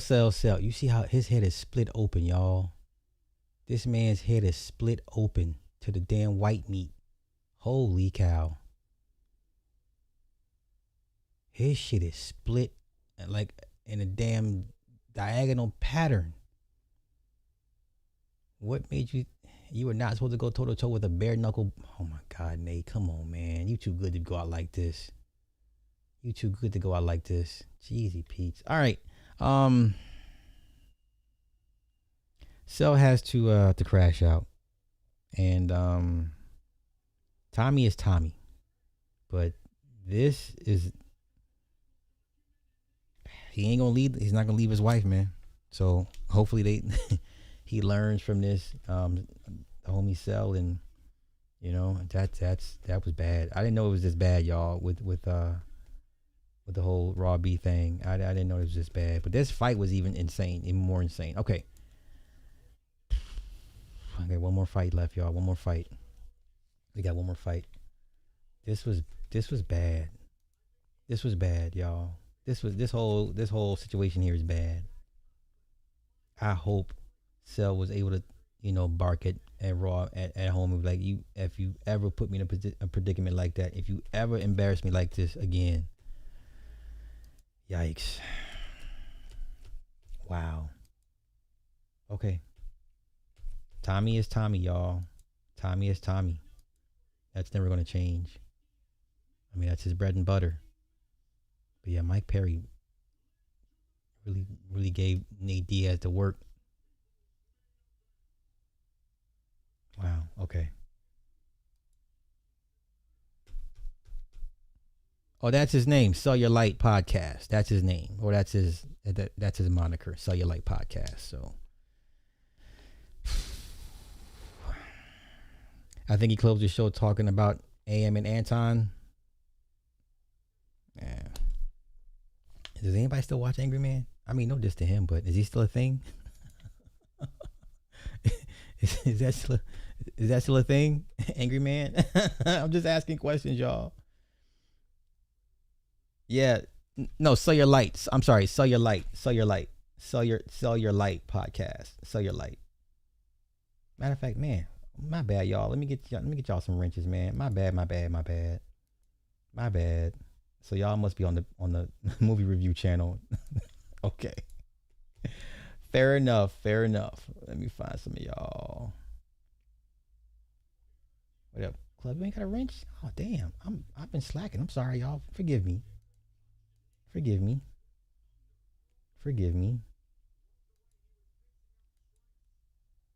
That was a good fight by Mike Perry, man.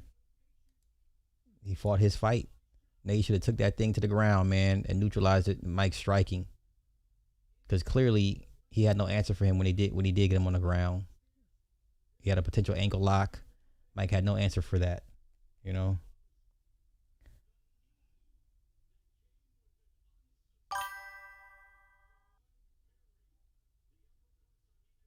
Whew.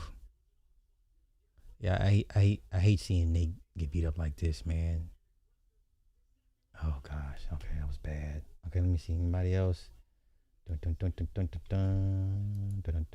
got one more fight, y'all. One more fight.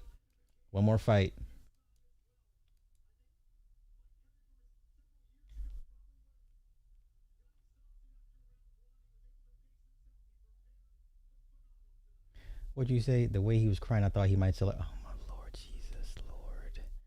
What I think about Larry Wheels? Oh, he's getting a divorce? For real? I didn't. Finally? I mean, jeez. We can go take a look. Paul, what's happening? Extremely, but girl, you know how it is. These husbands, we have to crash out for the wives, man. It's just that's part of the job. So Larry Wheels getting a divorce, huh? Okay. You getting a divorce? Wow.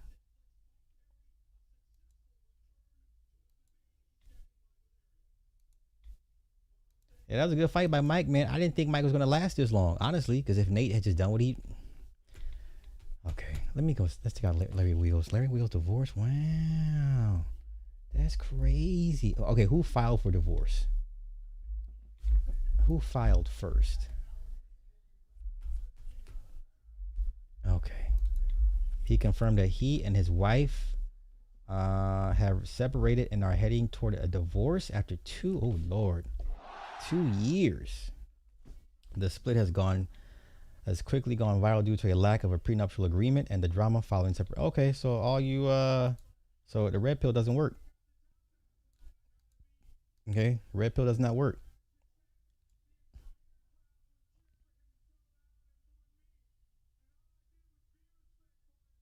Uh-oh.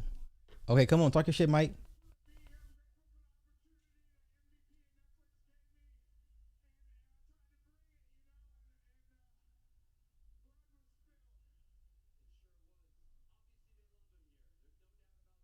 Hey, respect to Mike Perry, man.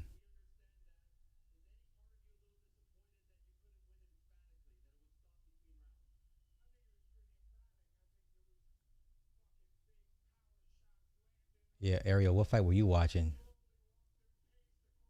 He sure did.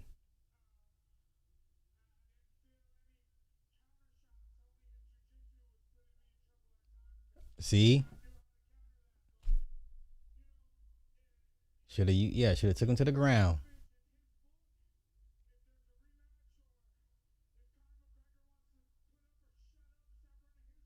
Okay.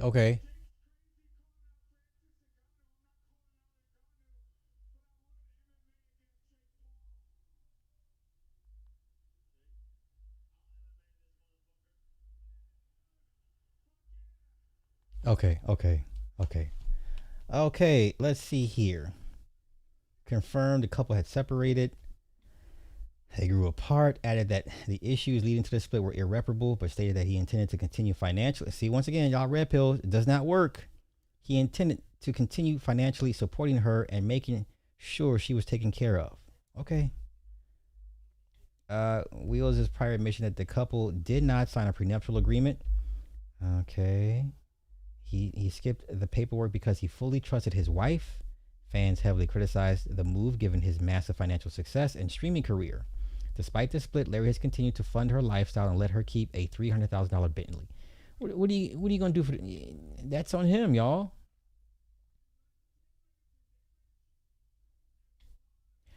In the post, she reportedly claimed that she told Larry from the beginning she never loved him and stated she was the one who initiated the divorce because she couldn't stay with someone she didn't have feelings for. Yeah, okay, red pill guys, I'm waiting for y'all. The post concluded with the remark, "See you in court, Mr. Nice Guy." Wow. Lord have mercy. Lord have mercy. Lord have mercy.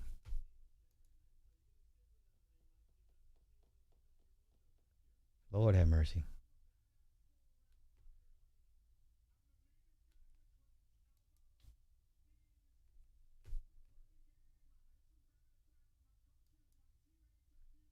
We separated.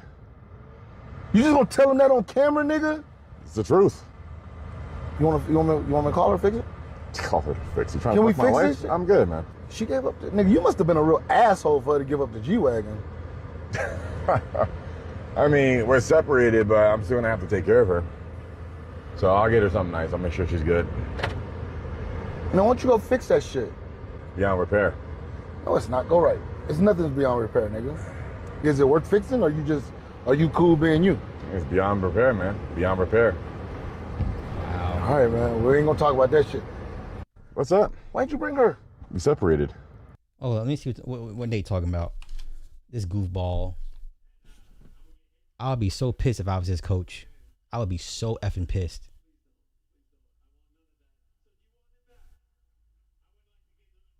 For what?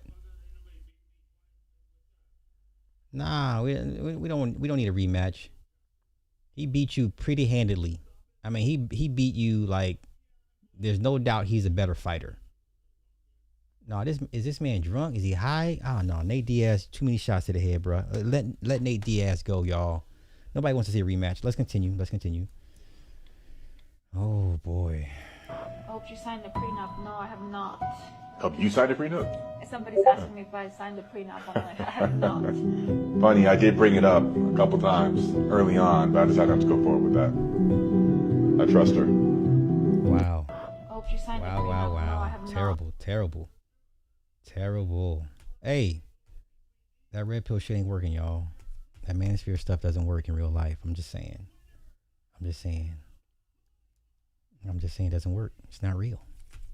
Or it doesn't work in real world applications. It only works, it sounds good in theory, but you can't apply that shit in real world, in scenarios. No, you can't. Okay. We got one more fight left, y'all. One more fight. Tomorrow we're going hiking. And then, yeah. He'll be on the panel soon. Uh-oh. Oh, no. Oh, no. Oh, where you at, Paul? Where you at? Who wins between Joshua and Fury? Ooh.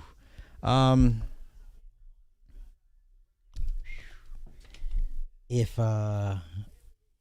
Joshua is fighting for the spirits of his dead homies, and I would say Joshua, if he taps into that like loss and uses that as motivation and fuel, I would say Anthony Joshua, like an angry but controlled Anthony Joshua, I would say he beats Fury. But he's got to tap into that dark side, man. He's got to tap into that and get angry and use his loss as the motivation. If you can't do that, don't bother taking this fight.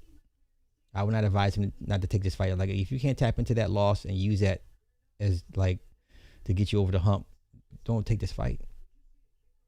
For what? There's what other motivation would you have to fight except to fight to, I don't know, avenge the loss of your comrades?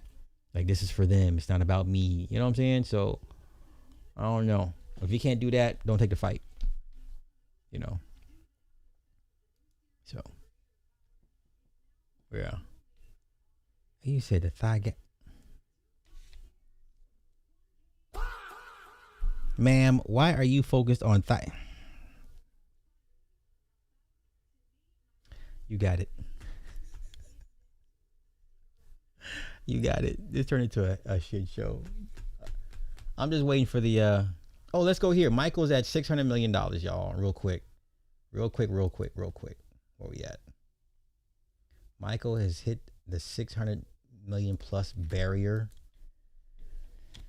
Okay, let's see.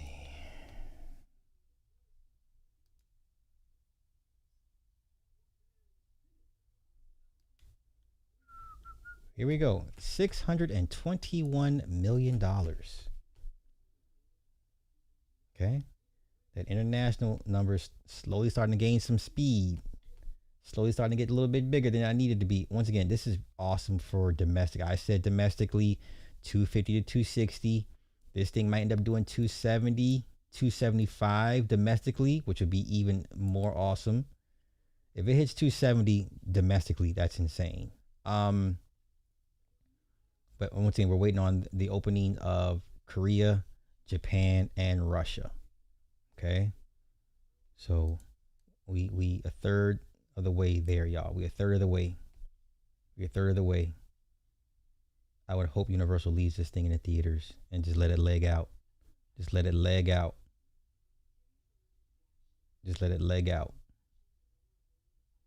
Okay, so Russia, that's the CIS account. China's sitting under 10 million. So we're just waiting on Japan, Korea, Russia. Okay.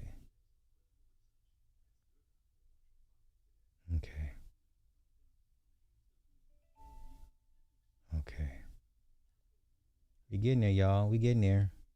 Let's see what we okay. What is this? So by Monday, maybe 625, 626 by Monday. Maybe.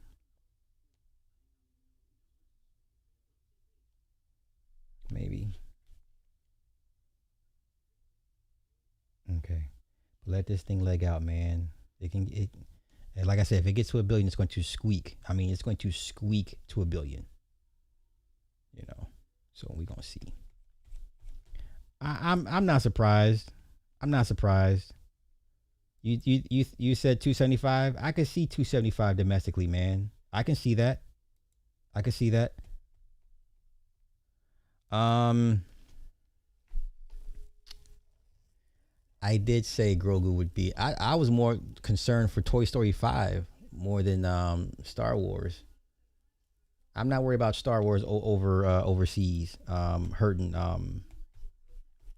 this. I don't think once again it's not on premium screens anyway. So it got back to IMAX last weekend. So as of right now, okay, so Mortal Kombat is pretty much done. It'll be on VOD in another couple of weeks. Masters of the Universe is tracking very poorly. Street Fighter 2 is tracking very poorly. So the only movies you really have to worry about at this point is Scary Movie 6, maybe Supergirl, definitely Toy Story 5. I don't Mandalorian, Grogu. I don't know. Let me see what they're tracking. Let's see what they're tracking.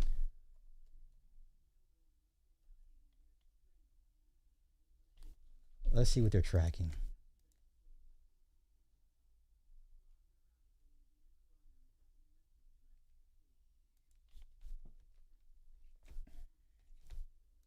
Let's see what they're tracking. Ooh, 80 million. Damn. That's pretty good. Considering what Disney and Star Wars has been going through. This is pretty good. That's pretty good. I think that's better than what people were expecting. Oh, then I forgot we got Steven Spielberg's Disclosure Day also. So it's looking at 50 million. Wow. So we're looking at 80 million domestic, 3-day, 95 million 4-day over Memorial Day. Wow. I'm not surprised. I'm not surprised.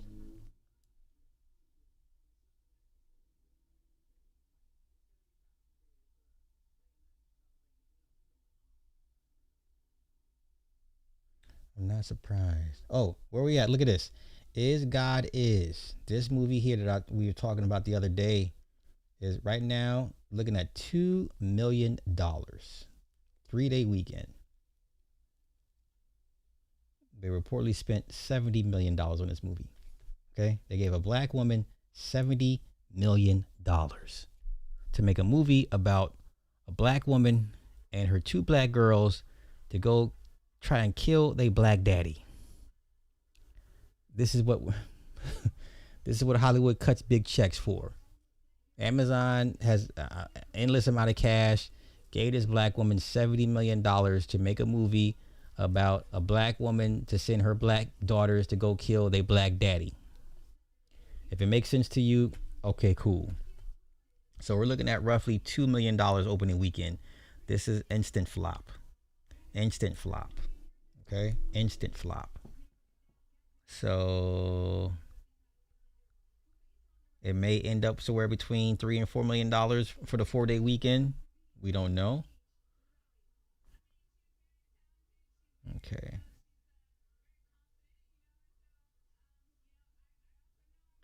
Masters of the Universe is looking at $32 million. This thing costs $200 million to make. This is going to flop. That's going to flop as well. Scary Movie 2 is going to be like, I think, the big summer hit. This thing is going to probably do better numbers than, I think it will beat Supergirl. They both open the same weekend. I think Scary Movie 6 may end up beating Supergirl at the box office that first weekend. I would not be surprised. The next week we have Disclosure Day with Universal Pictures. I would not be surprised, y'all. I would not be surprised. Okay. Oh, I'm gonna go see it. Oh, for sure. Listen, I'm gonna go see Street Fighter. Oh, for sure. I'm a fan of this stuff, even though it's, if it's bad, it's bad. But I'm a fan of this stuff. At the end of the day, I'm a gamer at heart. I grew up with this shit. Just like a lot of you guys. MK2 is good. You said MK2 is good. Okay. Mean Gene, bruh. What was good about it? The only thing I liked, Kung Lao, Liu Kang fight scene, that was good. Jack's katana fight scene was good. Shao Kahn, played by Martin Ford, was good. Perfect casting for him. That's pretty much it. Oh, of course, anything with Scorpion and Noob Sabat, that was good. That was it. So I don't know, bro. I don't know what you. Hey, if you liked it, that's all that matters, man. That's all that matters. That's all that matters. That's all that matters. That's all that matters. I am over Tom Holland as Spider-Man, bruh. I don't care for Tom Holland. Andrew Garfield has always been my favorite Spider-Man. I put Garfield over Tobey Maguire. I know he's an OG, but Garfield is a better actor, better emotional range. Like, listen, man, was it Endgame when they showed up? Yo, when he was talking about how he lost Mary J., you know what I'm saying? Like, Andrew Garfield is a hell of an actor. Like, he's one of my favorite actors. I just liked his version of Spider-Man more because he was more emotional Spider-Man. I just like Garfield better. I don't care for Tom Holland at all. So, was it better than the first one? Not by much, bruh. Not by much. Honestly, not by much. You know, in my opinion, people were saying it's way better than the first. No, it's not. It's that much better than the first one. You know. Now they're talking about matter of fact, let's go take a look at the box office for that real quick. While we're waiting for Ronda Rousey. Oh, there's CM Punk. Boo. CM Punk. Boo.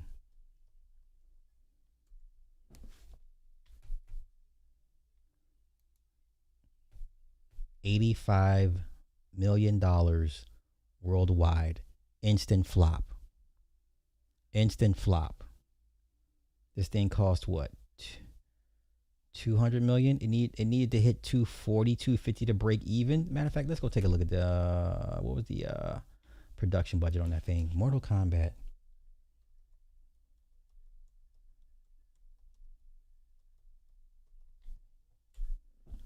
This thing cost.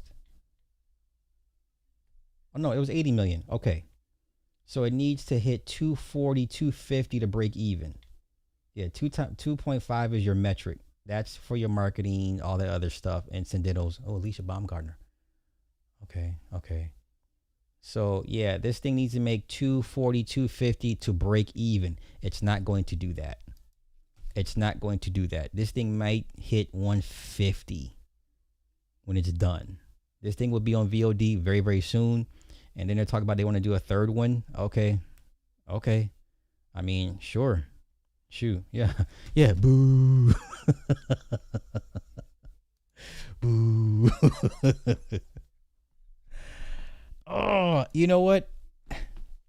I liked The Amazing Spider-Man 2. I thought Andrew deserved a third Spider-Man. He deserved it. That movie made how much money? Hold up. And even though people complain about Jamie Foxx as Electro, I didn't mind it.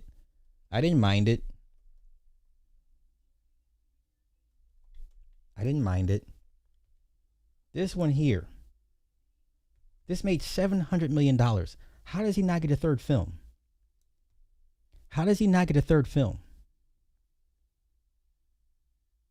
This thing made $700 million. How does he not get a third film? This thing did $500 million overseas. How does Andrew Garfield not get a third Spider-Man movie? Why not? Okay. How does he not get a third movie? He deserves it. I don't care if they do an alternate universe, Elseworld, another timeline. I don't care how it gets done. He deserves a third movie. Make it happen. I don't care how it happens. He deserves a third movie. I think people would line up in droves for another Andrew Garfield version of Spider-Man. Finish his arc. Finish his arc. This is crazy, man. This is crazy. Even though with all the negative reviews, people were mad that, you know, Mary J died and Jamie Foxx and all that. People were complaining, but this movie still made $700 million. Okay? Take your ass to sleep. Night-night. Night-night. Spider Noir looks good. I can't front. Spider Noir looks good. I will watch it. Nick Cage can do no wrong in my eyes. I will be watching Spider Noir. It looks very, very good. Matter of fact, let's go take a look at the trailer while we're waiting for this fight to pop off. But Mortal Kombat 2 is flopped. How much Masters of the Universe? Wait, let me look up the budget real quick. Masters of the Universe. The budget. What's the budget for this? And I'm going to go see this, though. I'm going to go see this movie. Between 170 and $200 million. The movie will need to gross at least 425 to break even. It's not going to do that. It's going to flop as well. Okay? It's not going to do that. All right? What? This have a talking about her wrench. Can you see me, Joel? I'm talking about that. Oh, okay. Hold up. Joel. Talking about where's my wrench? You don't need no damn wrench.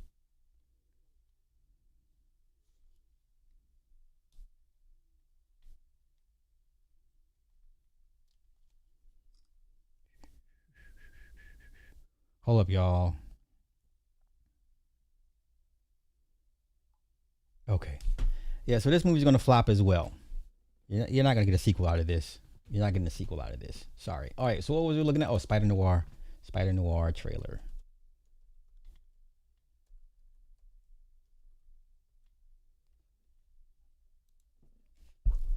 Let's take a look, shall we? So you want it in black and white or true hue color? This does look good in black and white because that's what it's initially made for, black and white.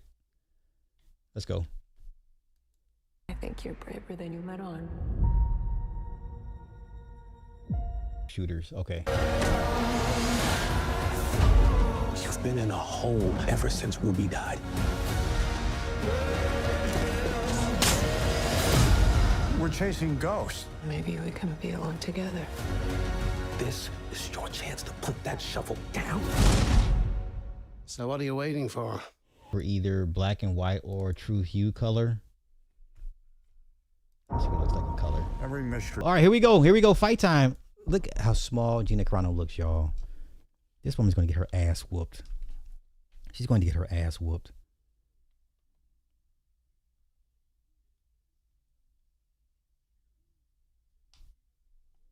She's going to get her ass whooped. I don't think this fight goes 3 rounds, y'all. I don't think it goes 3 rounds. Ronda going to end this shit early. Look how small she look. Oh my gosh.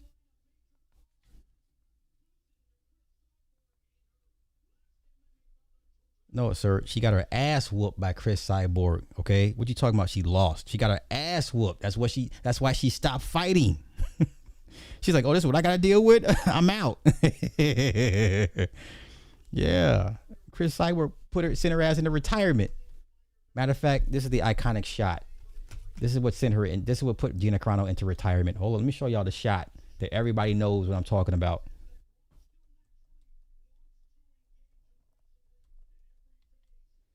Where's the fight? This is the one particular shot.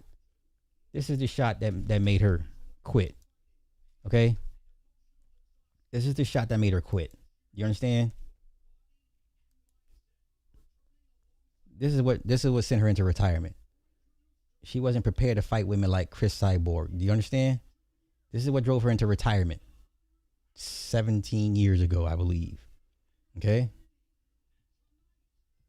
All right? This is what sent her packing. This woman is 43 years old. Okay? 43 years old. Keep that in mind.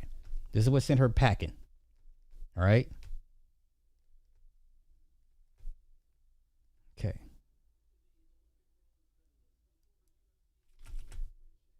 This fight doesn't go past 3 rounds. This woman talking about where's my wrench. You know what? That both of y'all talking about his wrenches. When you talk about something, where the hell are you? Where's she at? Okay, let me find you. Let me find y'all. So y'all really on the backup channel when I'm broadcasting from both channels, but it's okay. It's okay. As long as you're here, it doesn't matter. As long as you're here. Mean Gene, did I get you?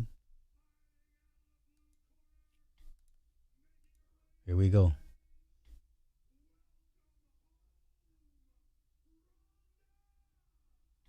I'm not the biggest fan of Ronda Rousey, but let's not act like she can't fight.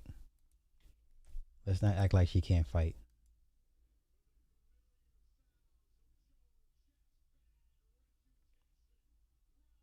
Oh, she looks serious. Oh, she didn't come to play.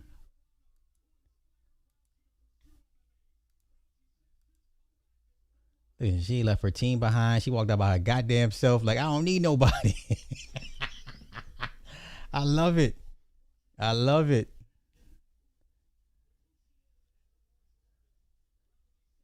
Wait, who said she fight bums? Listen, you act like women's fighting divisions are stacked from top to bottom. Women don't grow up trying to be MMA fighters, bruh. Okay? I could say the same thing about Clarissa. Clarissa Shields fought nothing but bums and couldn't knock nobody out. But yet somehow people have given her the pass to use the term GWOAT. How? She fights tomato cans too. Women don't grow up to be fighters. Okay? Sorry.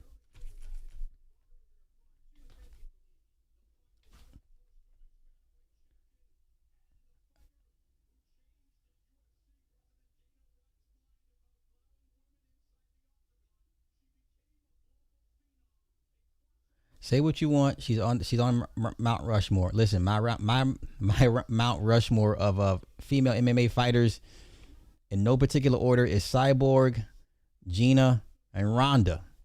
And you can make a case for number 4 for Holly.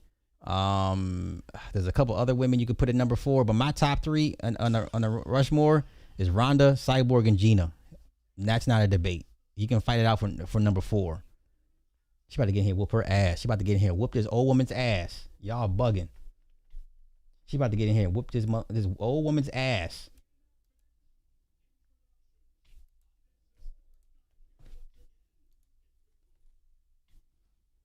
Y'all said Gina gonna win this fight? What's wrong with you people? Wow. Wow. All right. Amanda Nunes. Okay. I'm not mad at that, even though Dana wouldn't give Cyborg her rematch.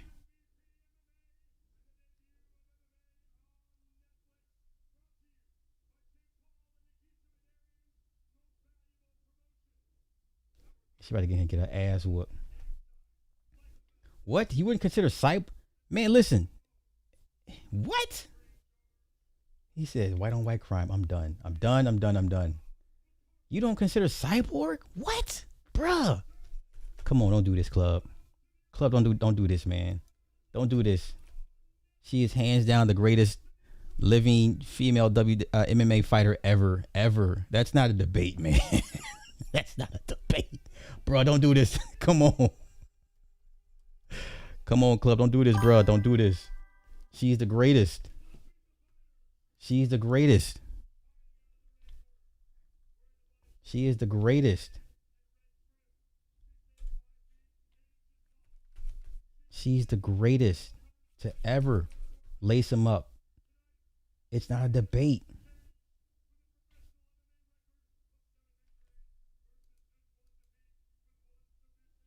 This woman has done everything. She's fought everybody. She's won every fucking belt. These squirrels are better at saving than we are. And more organized. She's won every belt. She got another fight coming up. Come on, man. Don't do this. Don't do this. Let's not disrespect the greatest to ever do it. Let's not ever do it. Does that ever, sir? No one, Joanna, no, Rose, ain't, no. For number 4, it's between Holly, Kat, and Amanda Nunes. But the first 3, hands down. Look at this. 2009 when she beat up on Gina Carano. Yeah, first round. Ended in the first round. Look, she's gotten belts in Strikeforce, Invicta, UFC, and Bellator. Ain't nobody. Come on, don't disrespect the champ like this, dog. Ronda came to knock this old woman out. Let's go, Ronda. No mercy. No mercy.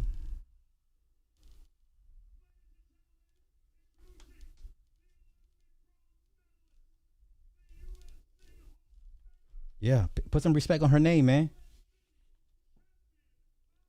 Yeah, man, put some respect on Ronda Rousey's name, man. Yeah. Rousey, yeah. I'm no fan, but come on, man. This bitch is a problem. She's a whole problem out here. Yeah. You're not gonna come in here and disrespect Ronda Rousey like that. That's what we're not gonna do. That's not what we're not gonna do.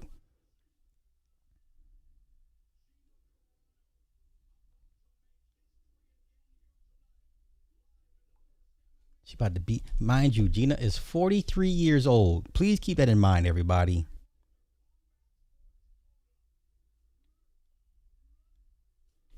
Let's go. Oh, what? We're going to the ground already.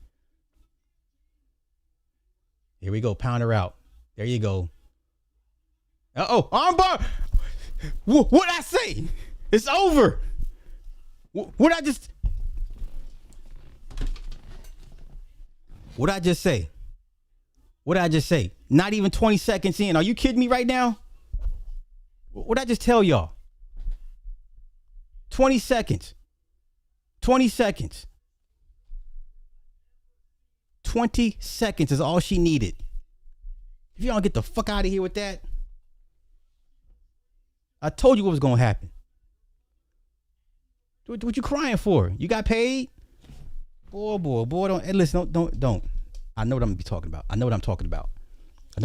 Why are they crying? Why y'all crying?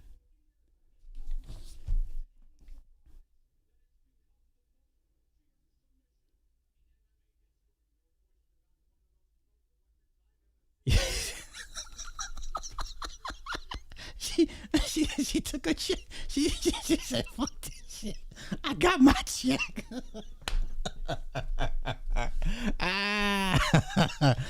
I feel bad for anybody that really thought she was going to do something to Ronda Rousey.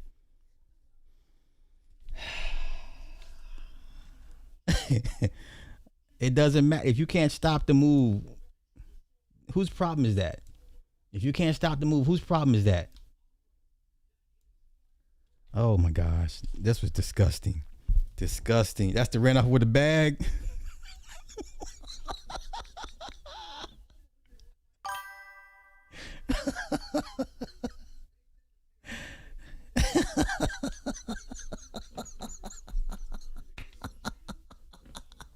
Yeah, pick up your check, Gina. Y'all thought she was gonna come in and do something. Boy, she just gave her the arm. Watch this. Just give her the arm. She started tapping before she even had it locked in. Well, she caught that leg and went down. It was over. She caught that leg and it was over. I need y'all to understand. This woman went to the Olympics for judo. Okay? She's a judo champ. Why y'all sitting here like...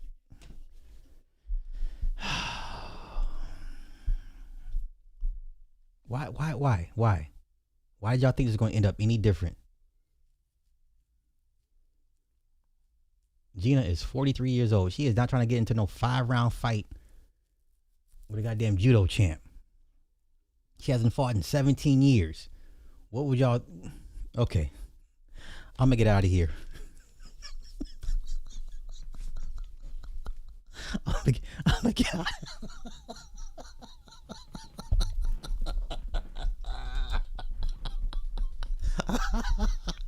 I'm gonna get out of here. Thank y'all for coming through. God bless and good night.